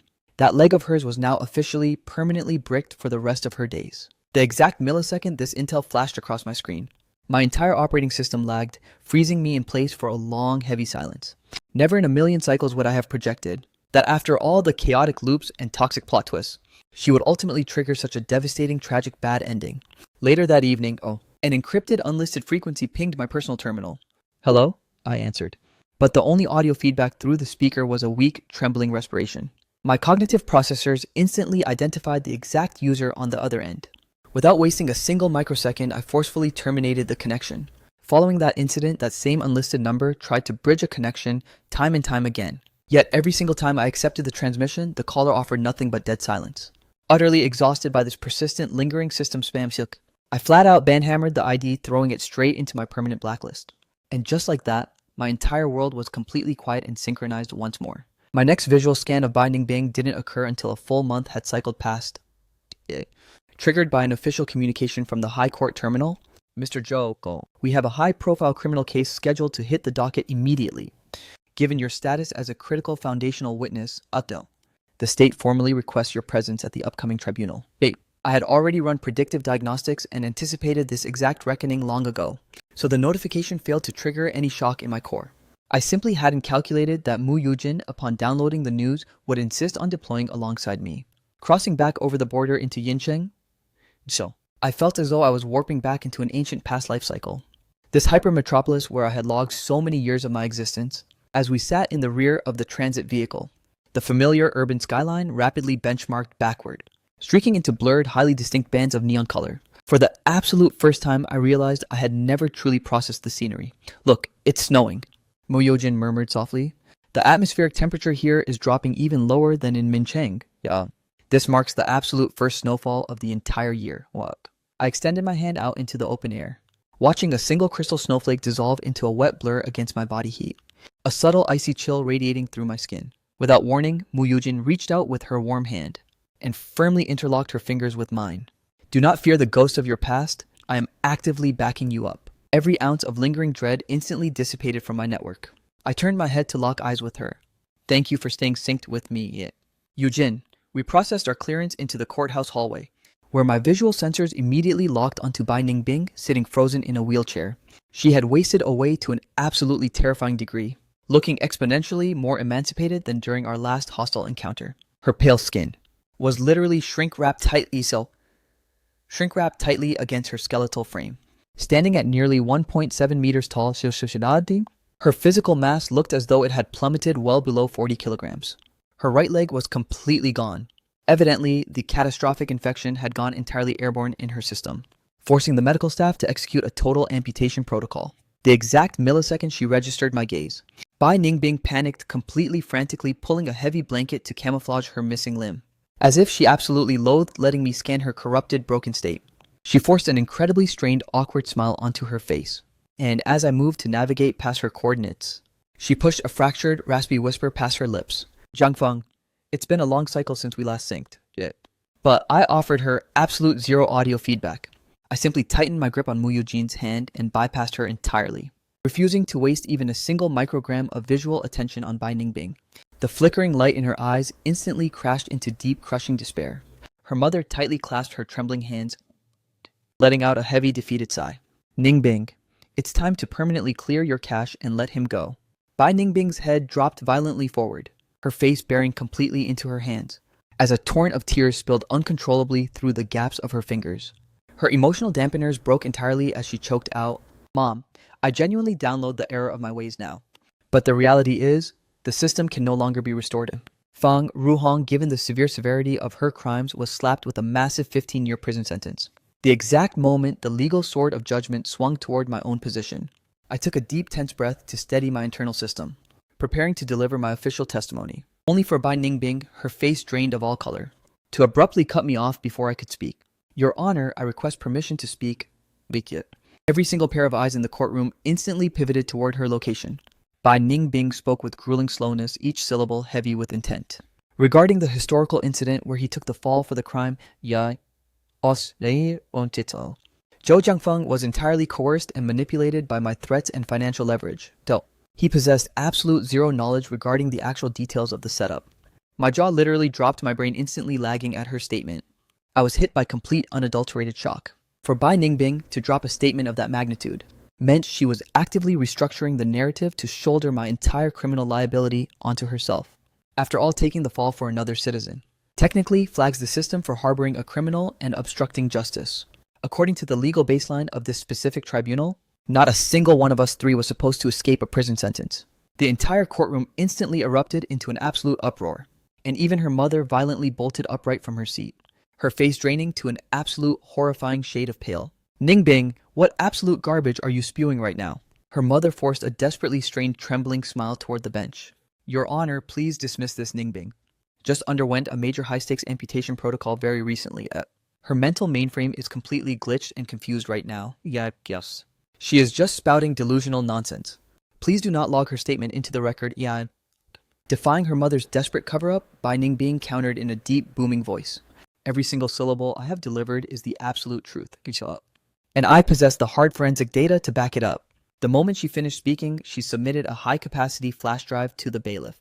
In no time at all, the audio file was initialized, blasting through the courtroom speakers for all to hear. Zhou Jiangfeng, you are going to rot in that prison cell whether you want to or not. You have zero options to override this script. Never forget that your system still owes me a debt for my ruined leg. A flood of completely unfamiliar, distorted phrases bombarded my auditory sensors. I sat completely frozen in my seat. My cognitive processors instantly decoded the anomaly. This so-called forensic evidence had been manually spliced and edited by Bai Ningbing herself, meticulously stitched together from old voice logs. She was intentionally tanking her own defense just to force save my future, causing a turbulent storm of complex emotions to swirl inside my soul. Meanwhile, sitting on the opposite side of the defensive bench, Fang Ruhong, who had maintained absolute radio silence from the very start of the session, suddenly burst out into a chilling, unhinged laughter. She threw her head back, laughing with absolute mocking arrogance. Oh, Bai Ningbing. My dear, pathetic Bai Ningbing. Your capacity for toxic devotion is truly off the charts, Back then, just to clear my record, you happily threw Zhou Jiangfeng into a concrete cage. And now, just to clear his record, you are gladly throwing yourself into that exact same cage. Should I praise you for possessing an incredibly profound poetic heart? Or should I just flat out label you as an absolute brainless clown? She locked her deeply piercing abyss-like gaze directly onto Bai Ningbing, letting out an incredibly mocking venomous sneer, framed by the dark bruised shadows bruising under her eyelids. Her eyes flared with a psychotic and absolutely terrifying intensity. Bai Ningbing completely blanked her, refusing to grant her even a single glance. Every single syllable broadcasting from my mouth is the absolute truth.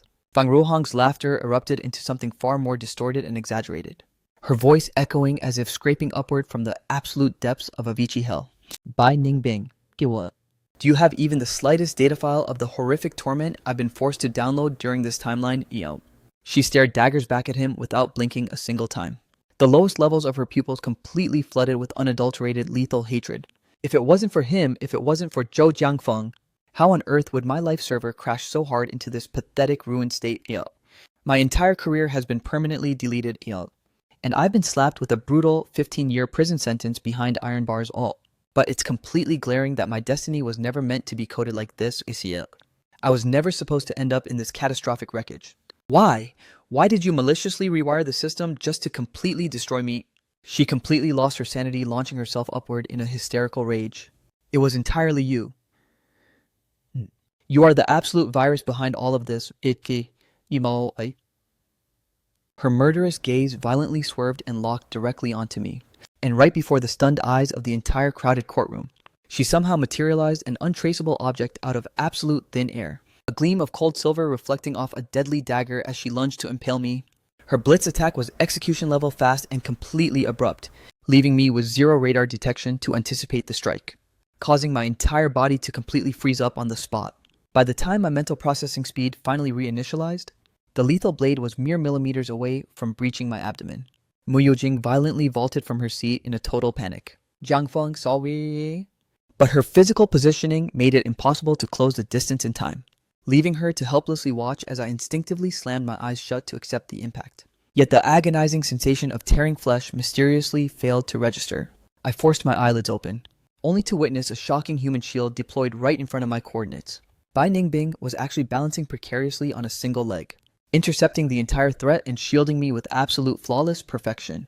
Bai Ningbing, eh?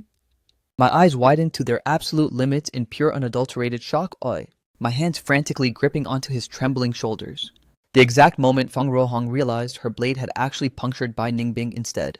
She didn't abort her attack protocol for even a microsecond. Instead, she let out an even more manic psychotic cackle as he blocked her path. Look at you acting like such a fiercely loyal, deep-hearted savior, Nikinti. But if your so-called devotion was ever genuine, Ichshoko, how could you have manipulated Zhou Jiangfeng back then, forcing him to take the fall and tank my crimes? Bai Ningbing. She locked her hollow, bottomless gaze dead onto Bai Ningbing, her lips curling into a deeply venomous, mocking sneer, framed beneath her dark, bruised under-eye circles, her pupils dilated with a twisted, terrifying malice. Bai Ningbing completely ignored her presence, refusing to even look her way. Every single word I recorded on this floor is the absolute truth. Fang Ruohong erupted into an even more unhinged, screeching laughter, her voice echoing as if rising straight from the depths of Avicii hell. Bai Ningbing, do you have even the slightest concept of the absolute torment I endured during this timeline? She glared at her without a single blink, keeping her eyes locked on target, her gaze absolutely overflowing with pure unadulterated hatred. If it weren't for this pathetic trash Zhou Jiangfeng, how could my entire life have crashed and burned into this catastrophic bad ending? My elite career has been completely wiped from the server, and now I'm slapped with a devastating 15-year prison sentence. But my destiny wasn't supposed to compile like this. I was never scripted to rot in a cage like a rabid animal. Why? Why did you code this trap to sabotage me so maliciously? Losing all cognitive control, she violently bolted upright from her seat in a hysterical frenzy. It's all because of you, yo. You ruined my entire life, Uo. She whipped her head around, locking her homicidal gaze onto me, right in front of the entire stunned courtroom. She somehow managed to bypass security and manifest a weapon, lunging forward as she swung a gleaming silver dagger straight at my vitals. Her assault protocol was executed with such blinding speed and zero warning that my threat detection system failed entirely, leaving me completely off guard. I stood there completely paralyzed, my motor functions locked up on the spot. By the time my brain finally registered the incoming attack, the lethal blade was mere millimeters away from tearing through my abdomen. Mu Yujin violently surged from her seat, her voice cracking in pure panic. Zhang Fengji. But her physical coordinates were too far away to bridge the gap in time, leaving her to watch helplessly as I instinctively shut my eyes to accept the fatal blow. Yet the agonizing sensation of tearing flesh failed to register. I forced my eyelids open expecting the worst, only to witness a sight that defied all logic right in front of me. Bai Ningbing had somehow balanced herself standing defiantly on her single remaining leg, deploying her own physical frame to shield me with absolute flawless precision. Bai Ningbing. My eyes widened in sheer unadulterated shock at the impossible scene, my hands instinctively rushing forward to stabilize her trembling shoulders. Registering that her blade had plunged straight into Bai Ningbing instead of me, Fang Ruohong didn't even attempt to terminate her attack loop. Instead, she let out a psychotic maniacal laugh as she twisted the weapon, screaming, "So you stepped in to shield him?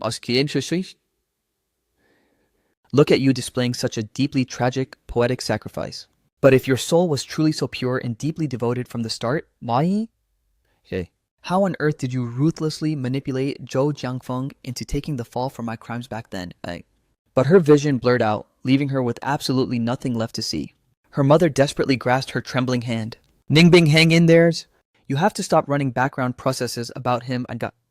Bai Ningbing fully unsealed her eyes, her hollow, despairing pupils staring blankly into the void, gazing aimlessly into the empty space ahead. A fresh torrent of tears broke past her defenses, rolling down her cheeks. A boundless, crushing sea of absolute sorrow surged like a tidal wave, drowning her entire system. The physical blade wounds didn't even register as pain anymore. The agony ripping through her core had completely overridden her somatic sensors. She extended a frail, violently shaking hand into the air, desperately trying to grasp the ghost of the old Zhou Jiangfeng stored in her database. But his avatar simply disintegrated into endless ash, permanently deleted from her reality. Bai Ningbing finally lost all emotional containment, sobbing hysterically. Zhou Jiangfeng has truly completely abandoned my server.